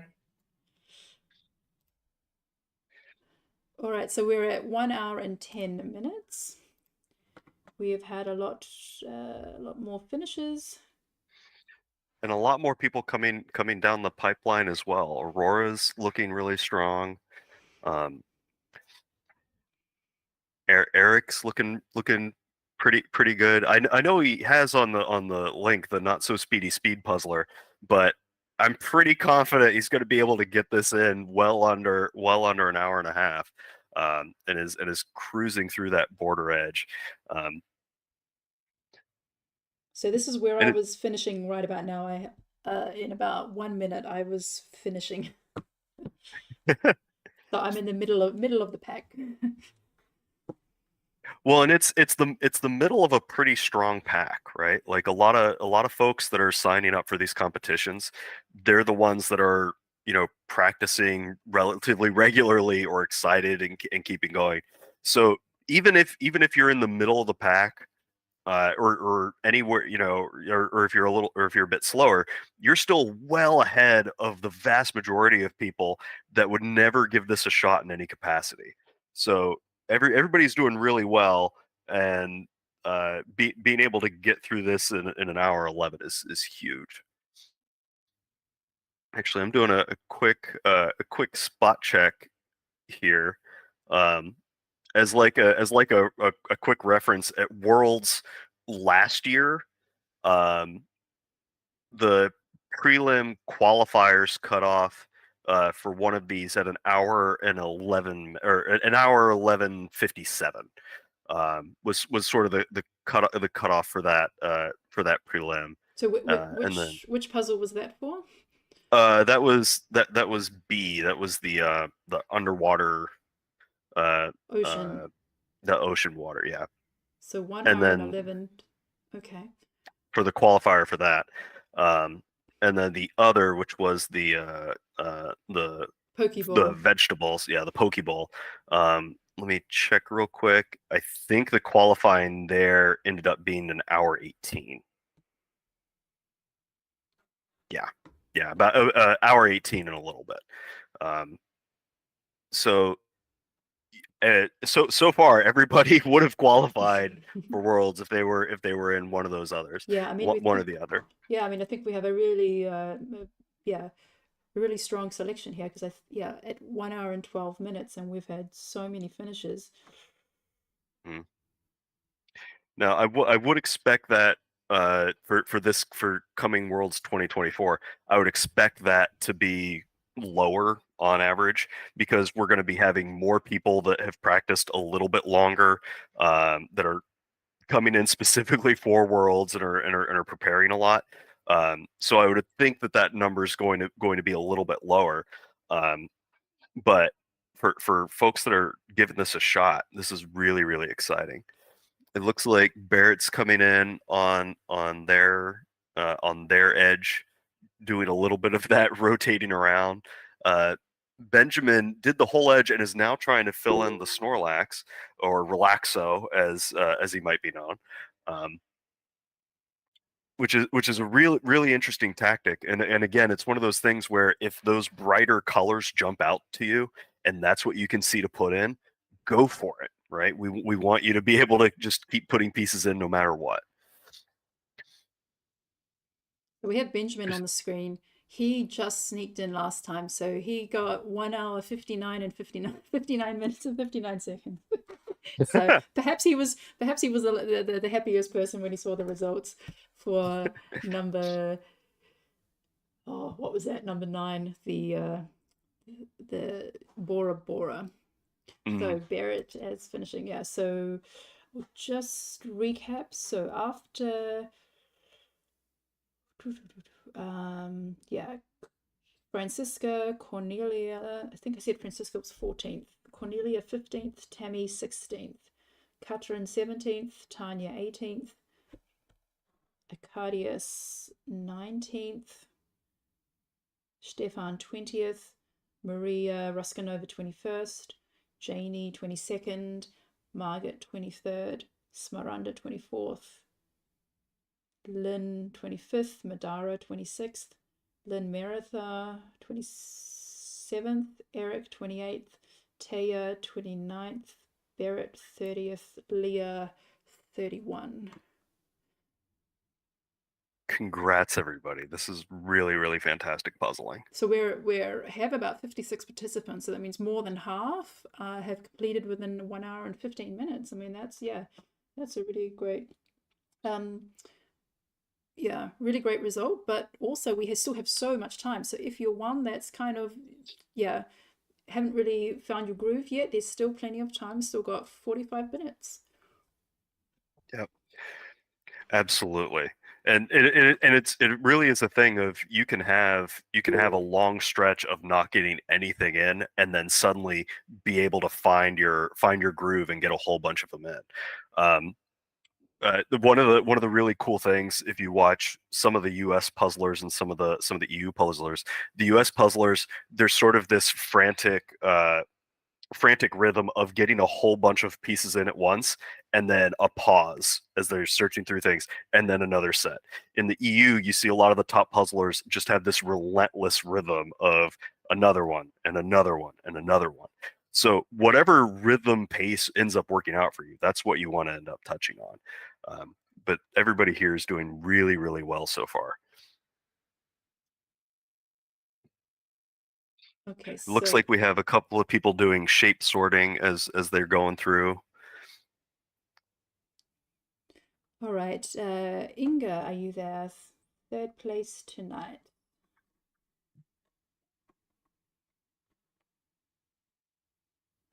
Hi, yeah, I'm here.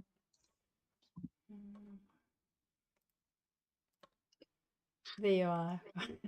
Hi. on the podium again. Congratulations. Yeah, third place is my regular spot. Yes, I feel like this is like the third time at the third place, or yeah, and then at the Dutch Championships, I was also third in individual and teams. So okay, so that's your lucky I'm always number. third place or nothing. Yeah. Yeah. Jim, do you have some questions for Inga? Yeah, I mean, one of the things I'm always curious about is what do you do to approach handling like a plateau whenever you're practicing? Because a lot of times you sort of hit a level and you're like, oh man, I'm just stuck here. So what sort of things do you do to get out of that rut if you feel like you're stuck? That's a good question. I try not to let it bother me. I think that's the main thing. I just try to keep going. I know my sister usually gets very demotivated when she's stuck, and that really costs her a lot of extra time. That is just, she gets so frustrated and it's just and then I just try to swap to another piece. Like if the part of the puzzle I'm doing is not working, I just try to move on to something else for a while and then go back to it later on. Because sometimes you just don't see it, and then later on when you look at it fresh, it will work better. But yeah, for some puzzles it's really hard to keep motivated. Well, I mean, whenever you're practicing in general, like between puzzles, because you know how we can all have those spurts of, I did like 3 puzzles in a row and they were all over an hour 20, an hour 30, that kind of thing. But you have more speed in you. How do you sort of pump yourself up to be able to go in and go, all right, this is what we're going to do to start getting the times down again? Yeah, I don't know. I think like for me, I really like now doing these competitions because it helps to keep the momentum, because when you're puzzling at home on your own, sometimes you just start casually puzzling and then you're like, oh no, I was speed puzzling. And it's just like reminders for yourself to just keep puzzling fast. I know what we did sometimes with the teams practice and pairs practice is to just say yes whenever you put a piece in. And then you motivate the other people like, oh, the other person is going faster, I should pick up the speed as well. So sometimes we did that, so every piece used to say yes, yes, and then that was also very nice. Sometimes it helped. No, that sounds like some really great reinforcement. Plus, if everybody's really going, it just becomes a cascade of yes, yes, yes, yes, yes, yes, yes. Yeah, and you don't want to be the slowest one on the team, you know, so you have to like, you're like, oh no, I have to speed up, and then yeah, that really helps. No, that's cool.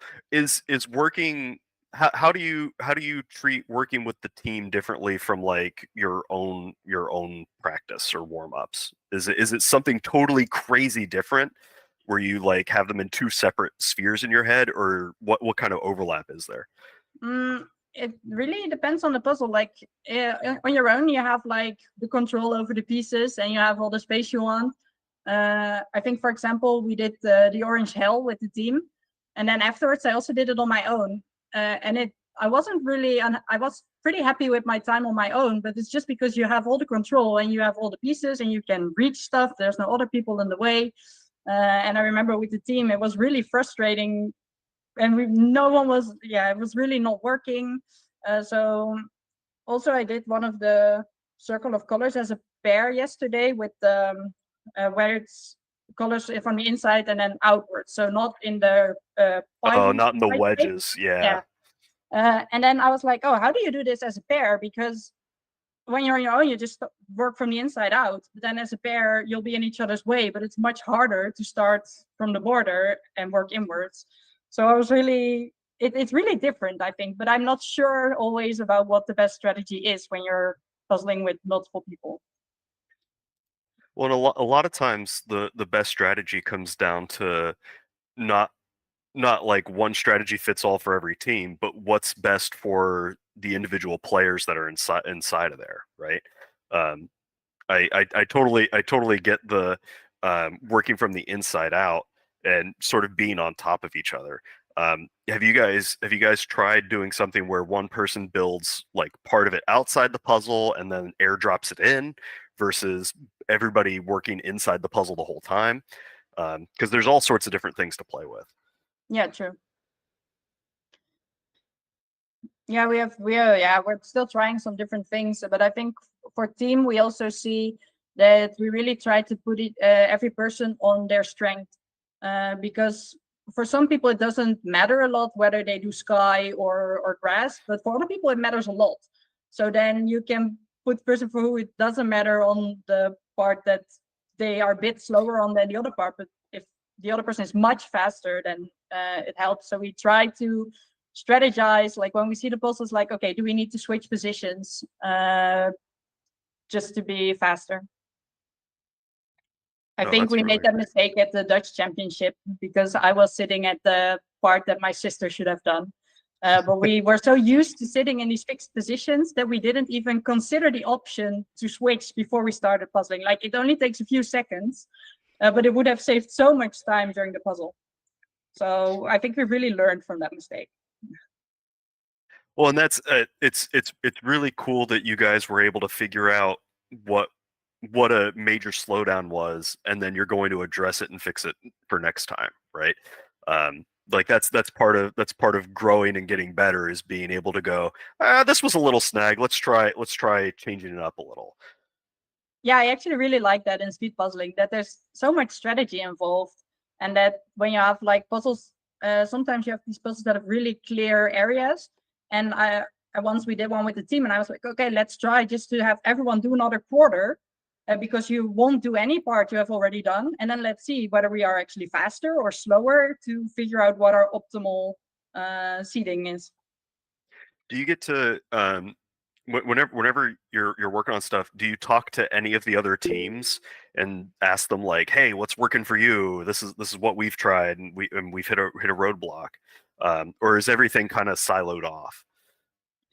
I mean, I think we communicate a lot within our own team, but not so much with other teams. Though since the last Dutch championships, we have like a WhatsApp group with all the top teams from the Dutch championship. So it's we don't really discuss that many strategies, but there is a lot of people sharing their times, and that's really fun to see.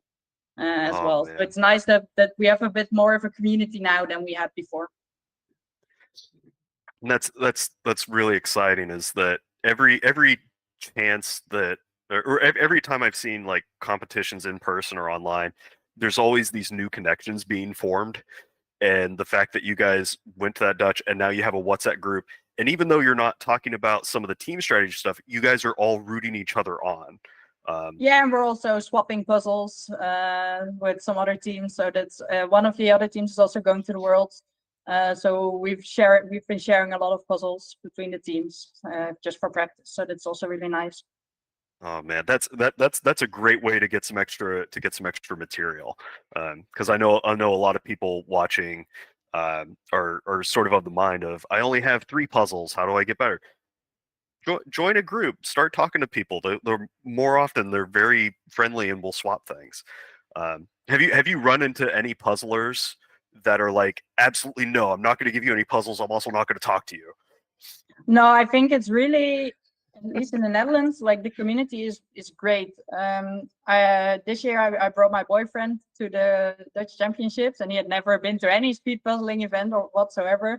And he was like, wow, all these people are so incredibly friendly. He was really surprised at like how happy this whole scene was. And also like these Euro Jigsaw Jams, it's also happy and nice, and I really enjoyed it. Yeah. No, Yeah, it's really great. Yeah, and it's really great. I've also heard that you're have like a little group between the top national the top teams in the Netherlands, and I think that's really great that you're also like swapping puzzles, because between like the top teams you have such an inventory of puzzles to share, and that will help to give you more practice, but save some money as well, and of course just have those connections. And yeah, I mean, when you get to the Worlds, you're all representing the Netherlands, right? So Yeah, definitely. yeah. All right. Well, thanks very much again, Inga. And yeah, lucky number 3. See you again. See if we can get you to number 2 or 1 next time. We'll see. Yeah. Thank you. Okay, bye-bye. Well, I probably should have mentioned to Inga that at the U.S. Nationals, Sarah Schuler got 2nd place in every division, in solos and pairs and in teams. So it's not uncommon to sort of like win the sort of have a streak in one position and then have that move around, which is really cool. Well, I think SJ Bodos, who's following on the live stream, I think she got like 3 times 17th place. So yeah, she also had. You know, I'm a big fan of prime numbers too. I don't blame SJ. Like that's like 17's a solid number. It's great. All right. Oh, so we have I was just gonna say another round of people starting to fall in place here. yeah, so we just had some more finishes. After Bear, it was Leah, then Christina, Siobhan, Maria TB, Aurora, Yuka, Benjamin, Eileen, Rehards, Anna, Jessie, and Celia. And Sandra is missing a piece. Okay. Oh no. Yeah, so with missing pieces, if you do have, like, I know sometimes you find it afterwards, but if you, the next day, if you still haven't found the missing piece, please send an email to us, because we are able to contact the the manufacturer. And for example, Astrid had a missing piece with Schmidt, and Schmidt has a replacement piece service. Yeah, unfortunately Inga had a really bad puzzle. There was like 20 pieces missing or something. That was like a complete manufacturing error. So we were able to replace that, but each company has a different policy, and if you're missing a piece, we're going to try and track that down for you. We will contact the manufacturer. So I'm just going to check on the updates. Dietmar, Heike, and Amy. And then it would be good to catch up with Mariana. Oh wow. I'm here. Heike.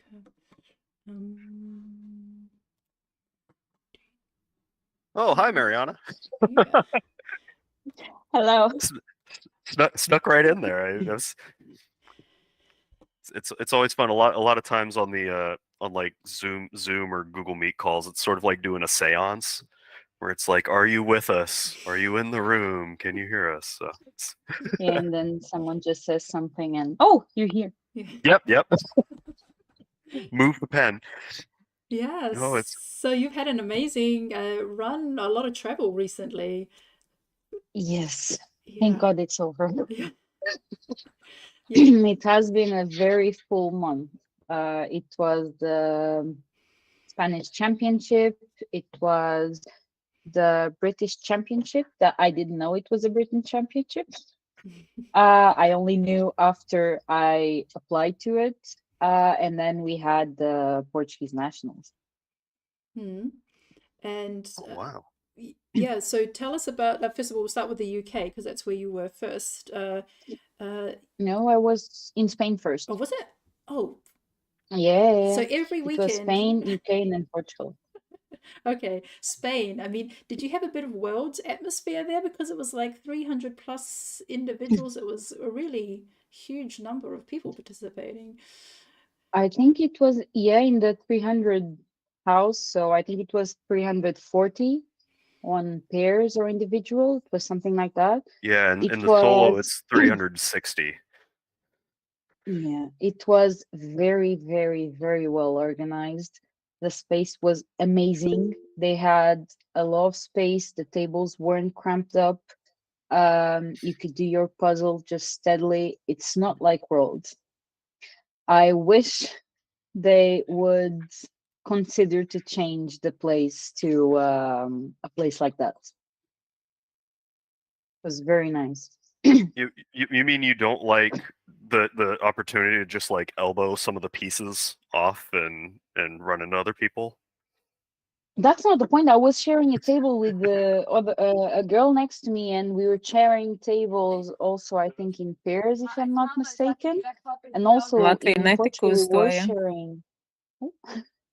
We were sharing a table in Portugal this past weekend. It was all good, but I think just the space that we have at Worlds is just a bit too small for the place we are at. You have a lot of people just walking around. You don't have really a place to view because you don't have like a spectators area. It's just around the field, I would say.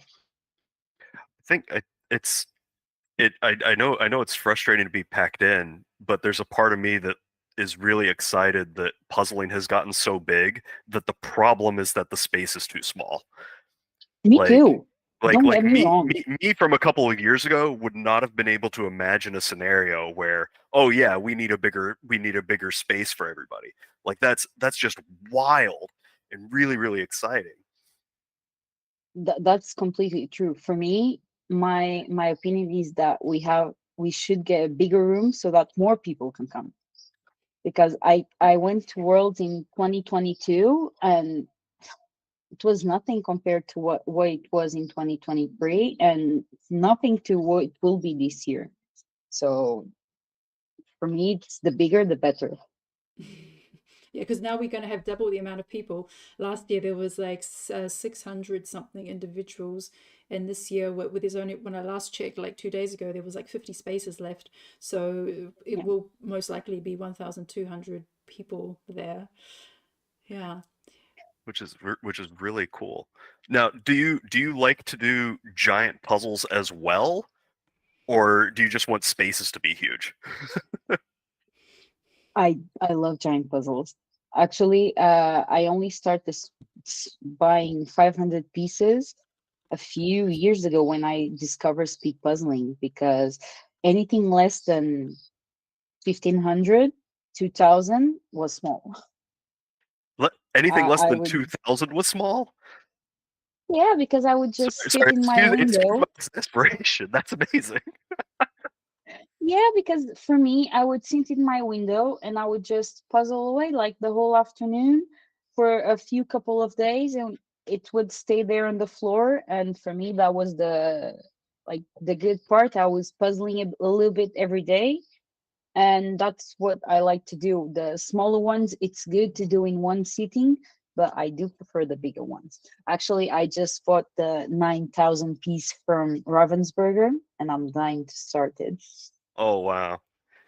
Do you think that doing those longer, those bigger size puzzles, do you think that's kind of like weight training for going into doing the 500s? Because Um, it's way harder to do like field searches in those huge stacks.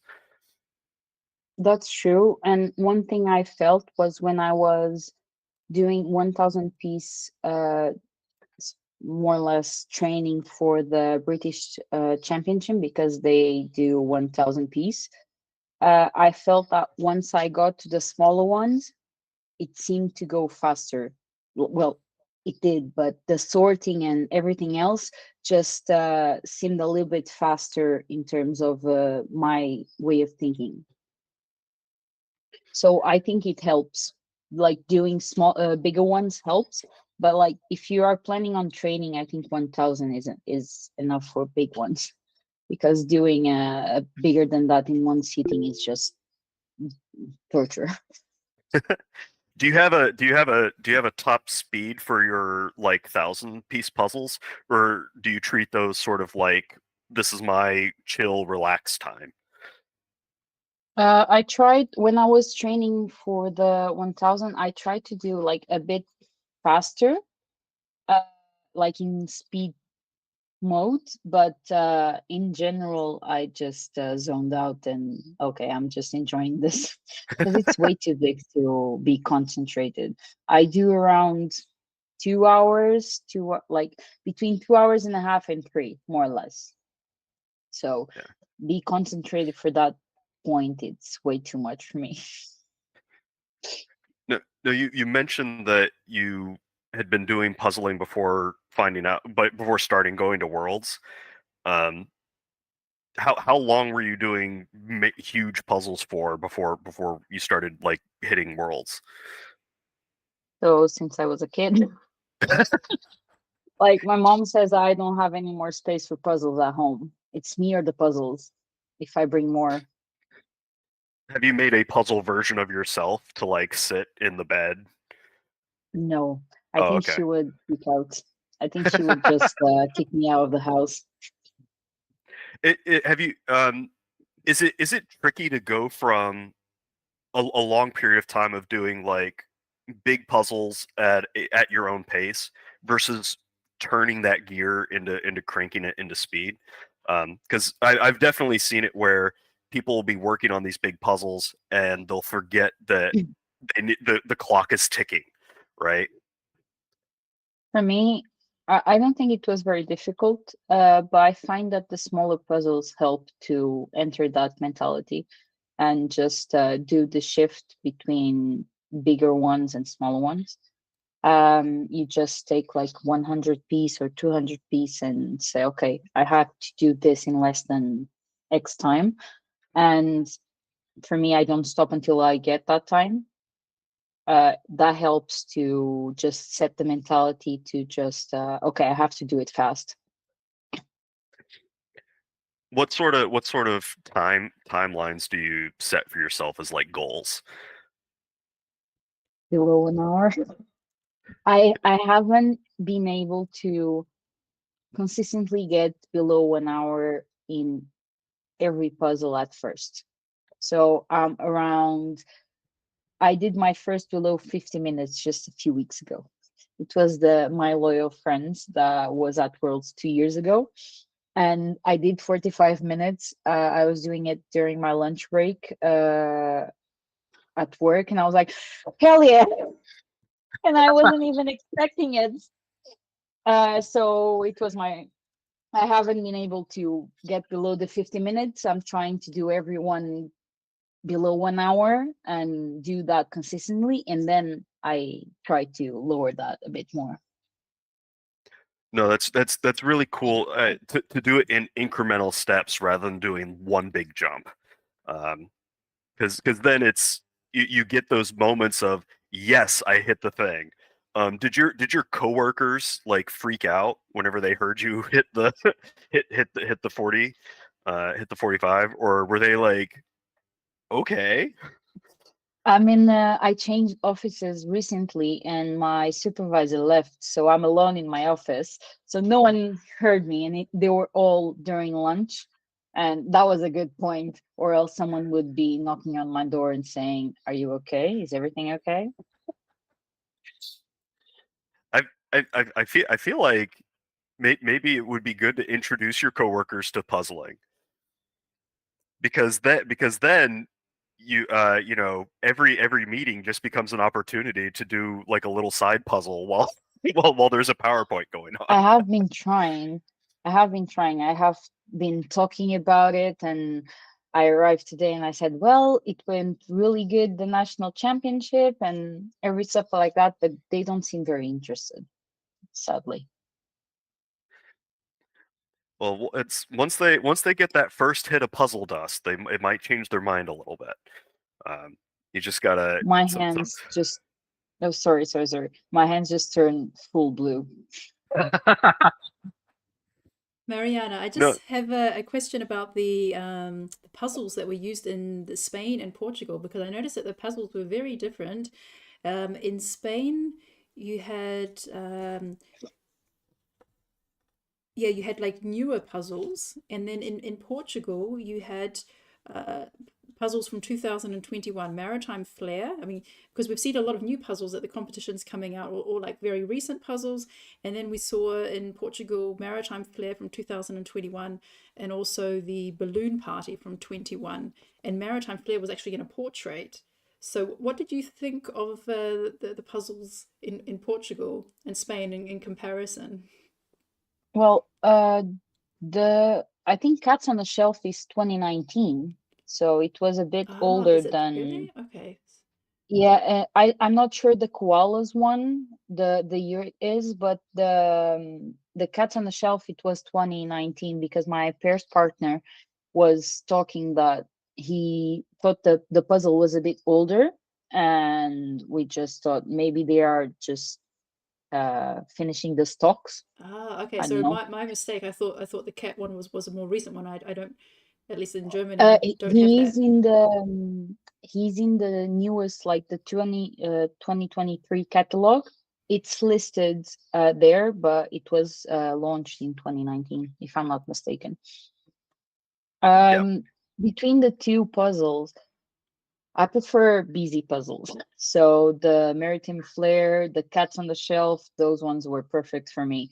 I love them. I was just praying, please don't be a landscape. Please don't be a nature edition. Just please. At least if it's going to be a nature edition, make it in pairs, so that, because my pairs partner he loves it. So make in pairs, not in individual, please. And What is it? thankfully it wasn't. What is it about busy puzzles that you like? Because a lot of people see busy puzzles and their brain short circuits, because there's so many different things to pick and try to do at a small scale. So why do you enjoy those? Because I can look at a piece and more or less know where it fits, versus the nature edition. Well, I know it's sky, but I don't know where in the sky. And I can organize the pieces, like okay, this is going to the corner right, and I put already in that area, so that when I'm puzzling away, it's easier. So I do prefer like busy images, because it plays to my strength on looking at the piece and knows where it goes. Yeah, no, I mean, yeah, I really like Maritime Flair too. That's also one of my favorite puzzles, because you can just pick it up and go, oh, yep, that goes over there. Yeah, well, thank you so much, Mariana. I mean, you've had an amazing month. Yeah, especially in Portugal, clean sweep, first in every category, and yeah, that's we're looking forward to seeing what you're going to do at the Worlds, and also your peers partner. He's also an excellent puzzler. So yeah, thanks for joining us tonight. Thank you so much. Have a great day, guys. You too. Thanks for chatting. All right, so it looks like we have 16 minutes left, and we only have 3 puzzlers left. So it looks like yeah, everybody else has done. So an amazing effort. So many finishes tonight. I think And better and can everybody do it. that's Sorry. Yeah, I think Bettina can finish. Yep, has a really good shot, and now that it's in the sky, if you just tweak that mechanical speed, you can brute force it. There's a good shot that you can get this one knocked out. We're all rooting for you. Be the just limbo underneath of the time limit. You can do it. We just got to tweak that a little bit. So Jim, Pauline might be a little further out, but the more pieces you get in, the more comfortable you get with doing tricky puzzles at speed. You're gonna be doing just fine. Just keep putting them in there. It looks so like Kirsty's just filling in the gaps. Kirsty's already got lots of the characters done, and it's just about filling in those gaps. Yep, filling in the gaps. It did the hard edge. So there's a lot of spots where you can use the context clues of either the edge or what's already built in to sort of lock things in. We usually think of it as like boxing it in, because if you have a ring around it or some spots, you can use that and see that hole and go, oh, I know what I'm looking for, and then look through your pile and go, this one. A lot of times it's easy to like pick up a piece and try to guess where it's going to go. Once you're at this stage of the puzzle, and you have some gaps, really try to visualize what the piece is that you want and then find it. That makes it a little easier to start throwing things in. Yeah, with circular puzzles, I like it because you often have the islands in the middle and then you have the ring around the edge, and I like it when I can attach the center to the edge, because also it's shifting. Like sometimes like you're like, is it this way or is it that way? And once you have that structure, that it stays in its place, and then you can like shift the whole puzzle to put it in position. I like that.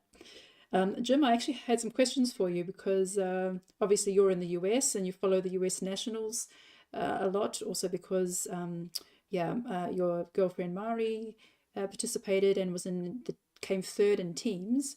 I think what would you say are the lessons learned from the US Nationals, and especially in the teams competition? Because I feel like, you know, in the individuals and pairs, we can kind of expect who's going to win. We know those familiar names, but in the teams, there were some more lesser known people or not as strong individually, but they seem to have some really good teamwork. Can you tell us about that? Yeah, it's kind of interesting. At the US teams, there was one that was put together that was effectively an all-star team that was put together, and they did absolutely fantastic. But what's strange is that whenever you have teams that don't practice together a whole lot, you can have these really strong individuals, but that doesn't necessarily mean that communication across the table is the best. Or sometimes they may not be able to figure out which sets of pieces need to go to which area in order to figure it out easy, because everybody's used to being on their own a little bit or working with one specific person to throw everything in. What's kind of cool with the Wicked Quick team is that they very intentionally practiced together a whole bunch and developed all sorts of language and processes and strategies to figure out what is the best way for them to work together as a unit rather than as individuals that are just at the same table. And that really takes it from a spot where not everybody on that team is in the top 10, but they were able to place third and were within striking distance of winning the whole thing. And one of the other cool things is that if you look at the times for both of those puzzles, because those the two teams puzzles that were thousands, they were tricky puzzles.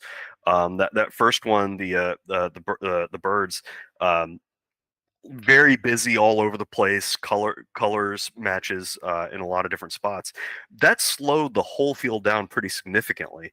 And then the second puzzle, that Elspeth, which is a beautiful Mandela puzzle, is also terribly difficult because you have so many things that look the exact same but in different spots that you really have to zoom in on what does this line of circles look like that are purple and blue versus this line of circles that are purple and blue. And the teams that were able to really persevere and did the second puzzle faster than the first one, all of those teams moved up in the rankings. But any of the teams that couldn't do that second one faster, they either stayed where they were at or they dropped down a little bit. So one of the big things, one of the big takeaways was you have to have a lot of stamina in order to keep pushing through and be able to get to that next spot, right? Like even if you feel like you're behind, keep pushing through. The Wicked Quick team, we worked it out. If they had done one extra piece every 2 minutes, they could have won the thing. And they're all like, "Yeah, I could have found an extra piece every 2 minutes." Like it's perfectly reasonable, even though in the moment it feels like a stretch or it can feel like a slog. It just becomes a thing of, okay, how do I get that one more piece in? How do I find one more way to help the team figure out where this is going to go? Can I feed somebody a couple of pieces, or can I organize this a little bit so it's easier for everybody? So the shift from individuals, from individuals just being at the same moment in the same space, I think that there's going to be a shift more towards really communicating and working together and building a team that that has language and processes together, which is really exciting. So basically, even if you have a team of people who are not necessarily all like high-ranking individuals or all the fastest individuals, you can still out-trump that by having communication, teamwork, and that regular practice. And I think, I mean, definitely the Dutch have that advantage. They live so close together, and they get together on a weekly basis. And also the Finnish, those who live near Espoo and Helsinki, they seem to get together quite regularly. So I think, I mean, but they also have some really good puzzlers in there as well. But I guess it also just gives hope to people who maybe are not like the fastest individually, but yeah, work together well and have good communication and understanding of their teammates. Yeah, it's real easy to trip people up on your own team, right? Like if one person is hovering over top of the puzzle and you can't see where the pieces are supposed to go, maybe you're casting a shadow in 3 different spots. That's really tricky. Or I think somebody else mentioned they were working with their pair partner and they keep hitting each other's hands while going through stuff, right? So being able to work out ways to go like hands in, hands out, or hey, I need space, or we need to shift everything around. It goes a long way. Or even just being able to encourage each other. One of the folks was talking about whenever they put a piece in, they say yes, right? And that kind of energizes the whole team a little bit. A lot of times, if you just have individuals working on one spot, you don't know if they're doing really great. You don't know if they're struggling. You don't know what their pace is. But if everybody is on the same page of going, yes, I got this done, I got this, we're flying through, or I'm a little stuck here, can somebody swap out? That's whenever you start getting the team advantages that can inch you up further and further, rather than just relying on powerhouse puzzling. Yeah, so just a time update. We're at we have 7 minutes left. Oh man, and there's lots of room there. I think is that Crystal is powering through. Just keep going. It's like sort of like what we were talking about. The Wicked Quick team very early on in one of their very early practices, I threw at them a 1,000-piece puzzle that was pasta, that is just all of this really off brown, like hard to distinguish, tactile in color, and it's just gnarly. And it took them forever to get through it. But while they were doing it, they kept saying, "It's just pasta. We got to keep pushing," right? And it's the kind of thing where when you can cheer each other on, you can push through that like difficult slog that's inevitably going to hit at some point. And you can really keep going in that. In the second U.S. national team puzzle, that Elsbeth one, they were talking about how some of the runners and some of the judges were laughing at them because they were looking at this weird Mandela puzzle all over the place, and they kept saying, "It's pasta, it's just pasta, keep going," right? But for them, they were saying, "This is a hard one. We can do this. We've done something far worse before," and so it was a form of encouragement that kept them going, which is really cool. I don't know if you've listened to I think they had Sarah Schuler on a mic for the team competitions. But she was very entertaining in talking about how this puzzle should come with therapy because it's so hard. Like that, or like a lot of really, really fun things. But the way she's communicating with the team is, hey, this is hard. We're going to keep going, even though we know it's hard, and we can be mad at this, but we got to keep going. So developing a relationship with your team goes a huge way, I think. Yeah, and it's pretty exciting to see how it comes through. And I know some teams have people that are designated for certain slots, right?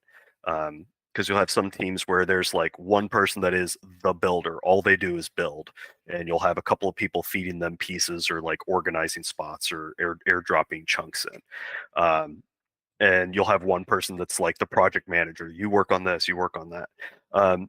So figuring out either what positions you need people at or how to change positions in case somebody gets waterlogged and a little stuck becomes really important down the line. And that ends up being the big thing is the teams that can really work together, I think, are going to have a bigger advantage than just a purely speedy team. So Victor says that all not busy puzzles should come with therapy. So basically sky, bushiness, like yeah. Actually, it's quite funny about the the solid color. Just thinking about the like last week we had a lot of sky and it was all the same color. So actually I had a business appointment today. Somebody came to visit and completely nothing to do with puzzles. And somehow we got onto the topic of what else are you doing? And I mentioned puzzles, and he and his business partner were very fascinated. So I got onto the topic of, oh yeah, there's a competition tonight. This is what we do. And then he said, oh, actually 2 years ago, I was given a black box puzzle as a gift, and I've never done it, and I'm never going to do it. Do you want it? And a black box puzzle was just, 1,000 pieces of black. And he's not even a puzzler. And he said, can I send it to you? And I was like, yeah, I'll take it. So I'll probably need therapy after that one. All right, we have 3 minutes left. 3 minutes left. So Kirsty, oh, yep, I think you can do it, Kirsty. So close. And Pauline has done a lot of progress. Kirsty, it looks like you have maybe about 30 pieces. If you can get 10 pieces in a minute, you can do that. We're all rooting for you. It's not a pressure root. We're just excited, which is really great. Pauline, you made a huge chunk of progress in there as well.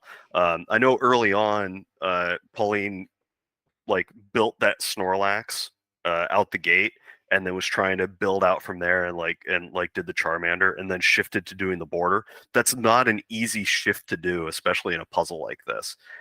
So really well done on getting that far and building in from there. It's pretty phenomenal. Are there things that you do whenever a puzzle starts going long to like give yourself a little boost? Oh, I just tell myself that I can do it. It's only 500 pieces. Yep. Only 500. It has an end at some point. So that's very true. One of the tricks we'll do is we'll say, hey, just sprint 10 pieces. Just find a spot, treat it like one of those small little 100-piece puzzles, and say, I'm gonna sprint it. Let's just nail those ones real quick. That's maybe 10, 15 pieces. I can do 10 to 15 pieces. 1 minute left. 1 minute, you guys can do this.